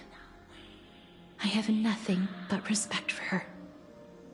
I erected a cenotaph in her honor in the marshes outside Idonia's city walls with the others I had laid to rest. Then, I set out once more in search of Thanatos. It was a long, long journey. I heard so many discussions about death along the way. Life finds meaning in death. The world improves because there is an end. It seems the most terrible darkness in this world. Everyone talks about its heavy weight. Some resist it, some worship it, and some even revere it. How did a disappeared titan become the deepest fear of humankind? And why do they haunt my dreams? I continued my travels to seek an answer. Initially, I was running away. Then, I started searching for it. And now, at the end, I just want to know if my touch, if my embrace, can do more than taking things away. Can I make anything? Can I leave anything behind? I don't want to die. Please, I'm begging you, just let me go. I don't want to die, please. I don't want mercy like this. Just let me go. I need him. I don't...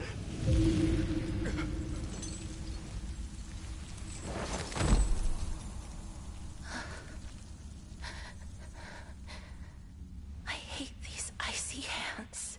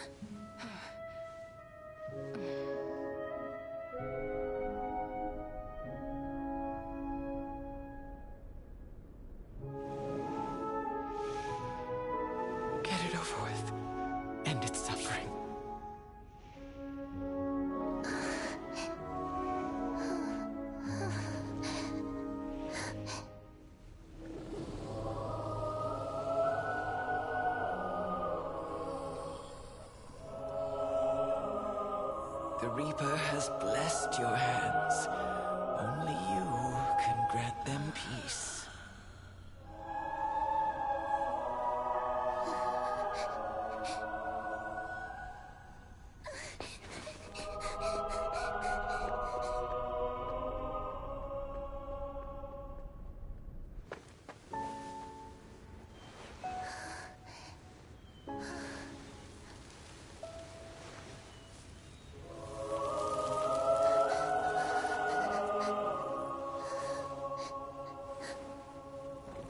Embrace death. Walk alongside it.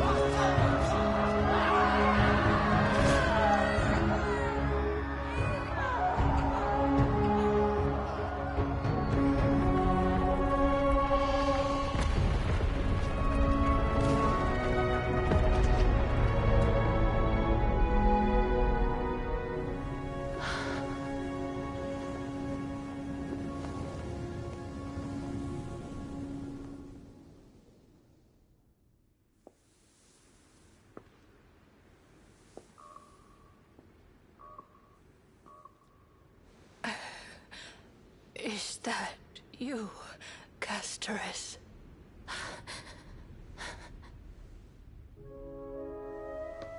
All of them have gone, heeding death's summon, crossing into their domain. I must go too.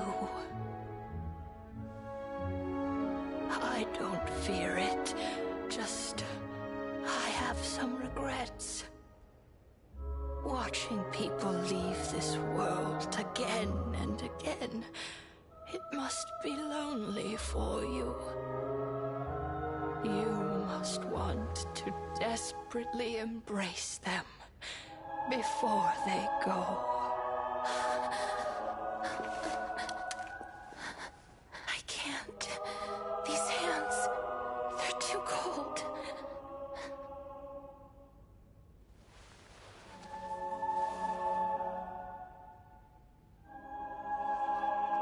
But Big Sister Castoris, your hands are so warm. Just like anyone else's. So go on. Don't hold back. Give me a warm hug.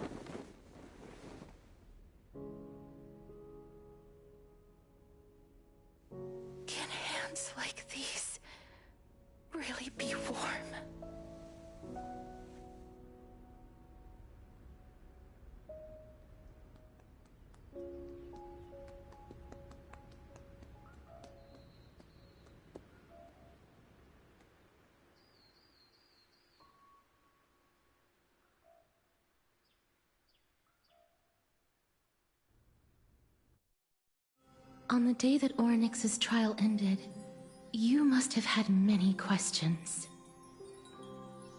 I felt just as confused. Why, as someone from beyond the sky, were you so cruelly dragged into Amphorius's fate? I wished I could take action, but no matter how hard I try, I cannot simply interact with the living as ordinary people do. Even when we brushed against each other unintentionally in the grove,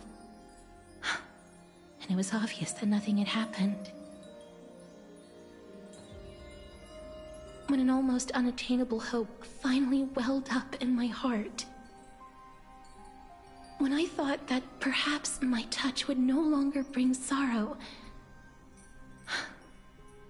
fate declared to me, it wasn't that the curse of death had finally been lifted, but that your soul no longer belonged to this world, and there was nothing left for my hands to take. Nothing. And did I really think this time would be any different? It's not that I don't understand this reality, just that I'm unwilling to accept it. Having walked such a long road, I am still unable to find the answer to life and death. I am resigned to eternal despair. Anything I wish to hold on to, death will inevitably wrest from my grasp.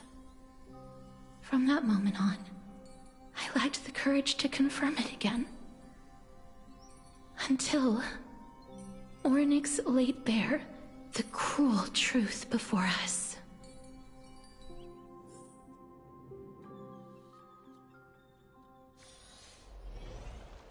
But now, perhaps I might have one last chance. Long ago, Trinan read a prophecy to me. At the end of the Sea of Flowers, the souls of the living shall warm thy fingertips, and after an embrace, there shall be eternal separation. I found no surprise in it, for her words sounded not like a foretelling, but a perfect reflection of my past. Embraces in this world are born of reunions, yet my touch speaks only of farewells. In that moment, I had no doubt that this destiny would weave itself through the entirety of my life. And yet, things have taken a turn for the better. Now that I can finally have an audience with Thanatos, perhaps I can rewrite the meaning of that fated prophecy. I have no reason not to give it my all. For your sake, and for my own.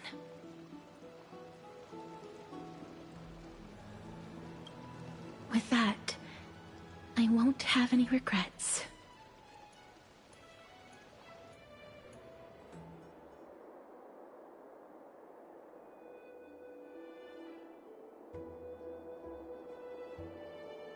Let's put that aside for the moment. We've arrived. I want to retrieve a small gift I specially prepared for you. I made it myself, like the trinket I gave Lady Trianne. I want to leave something for everyone, if possible. The journey to seek an audience with the Death Titan cannot be an easy one. I want to make full use of every moment I have before we depart, so that I don't have any regrets.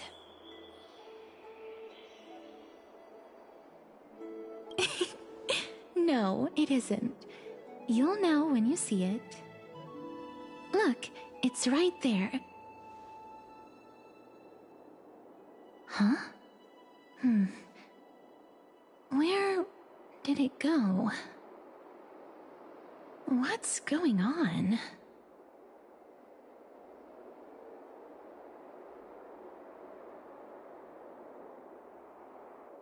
This is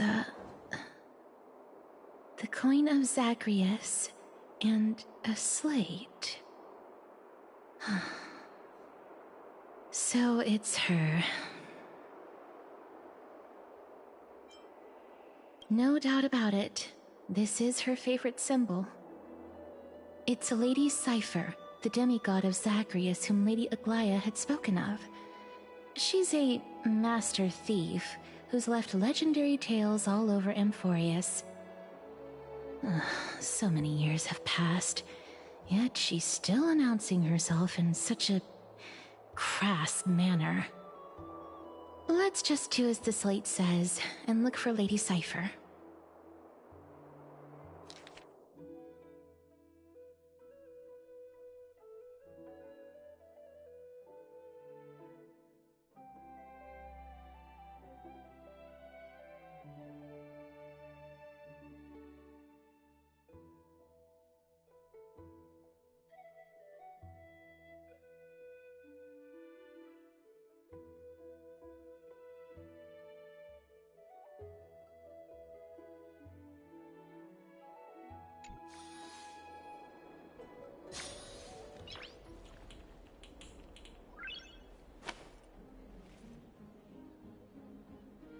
Look, it's right there.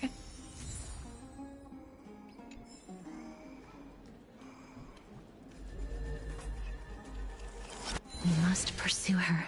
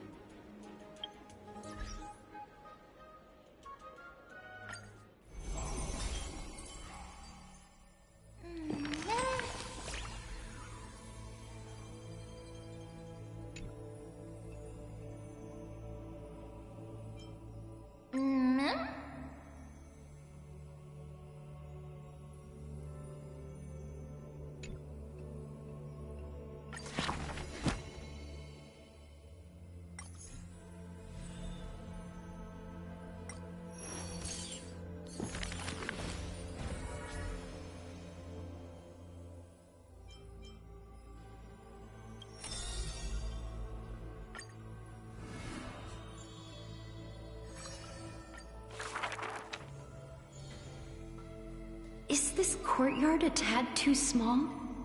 It's okay, Clementine. As long as it provides warmth plenty.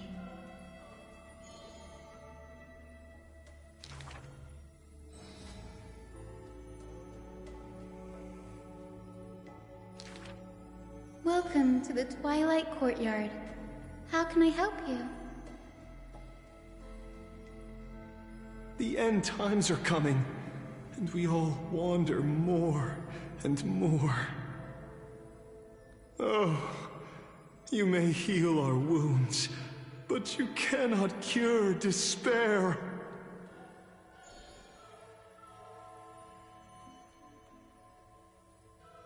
Clementine, prepare some things of me. I want this place to be brighter tomorrow.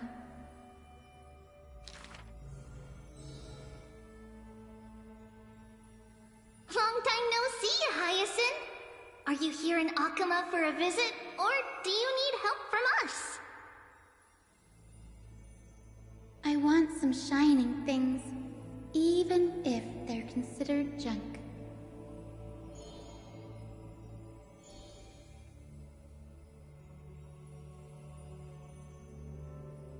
Little ones, thank you for your light.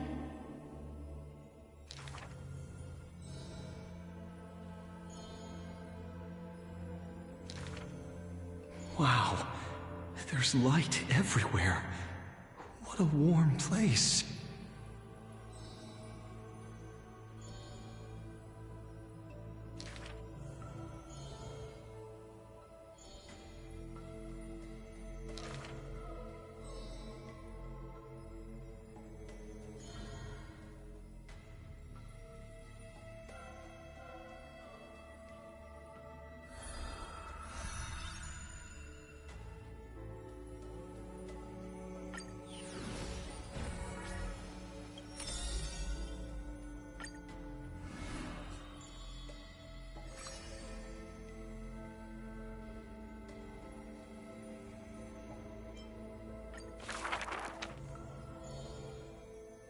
I saw the spell the professor carved on his body.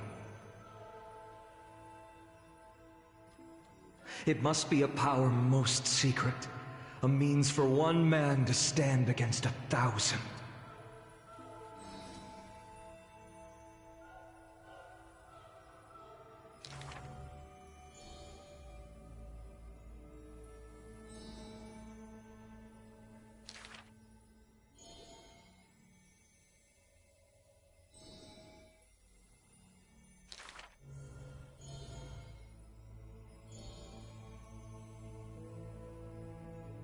Creation is the Titan's work, and slavery is the Titan's manacle.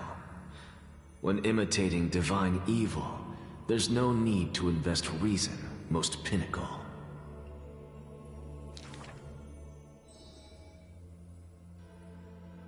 If it's just for odd jobs, students are a better gamble.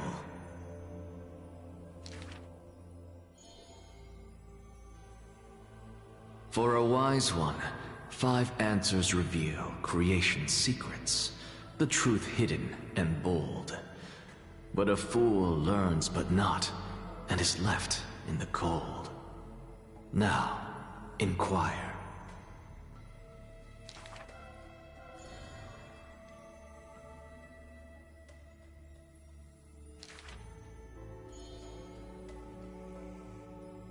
Why? Obviously, to drag out class time as a statement.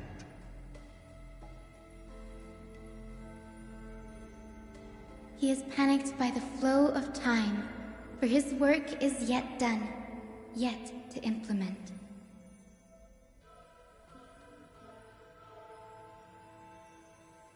This man is too arrogant, and he intends to desecrate Orynyx's accomplishments.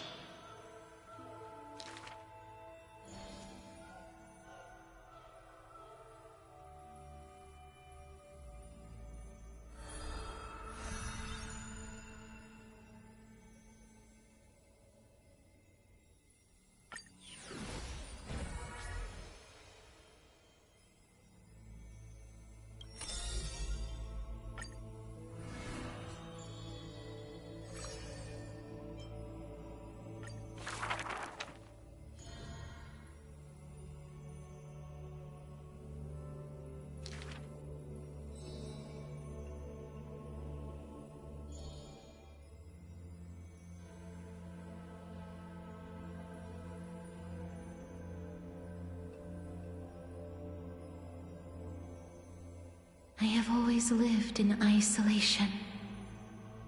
Out of courtesy, this is how I practice my words and actions.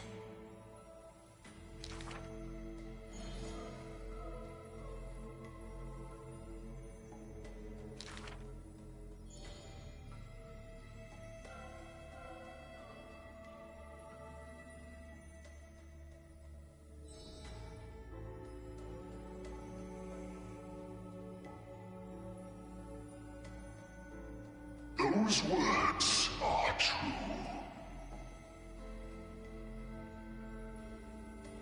Though they won in fierce battle, the warriors were powerless to turn the tide.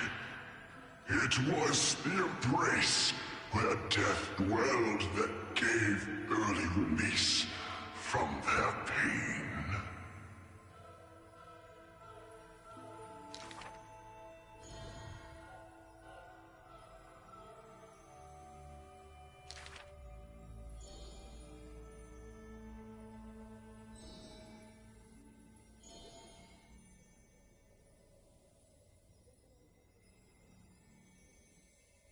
I must peer into all fates unknown.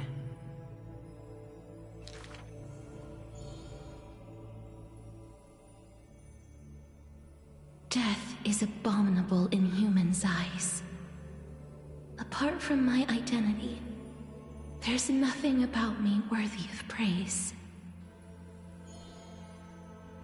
Ah, well, none can know all things, nor be skilled in all crafts. Her works are too early for the living to comprehend.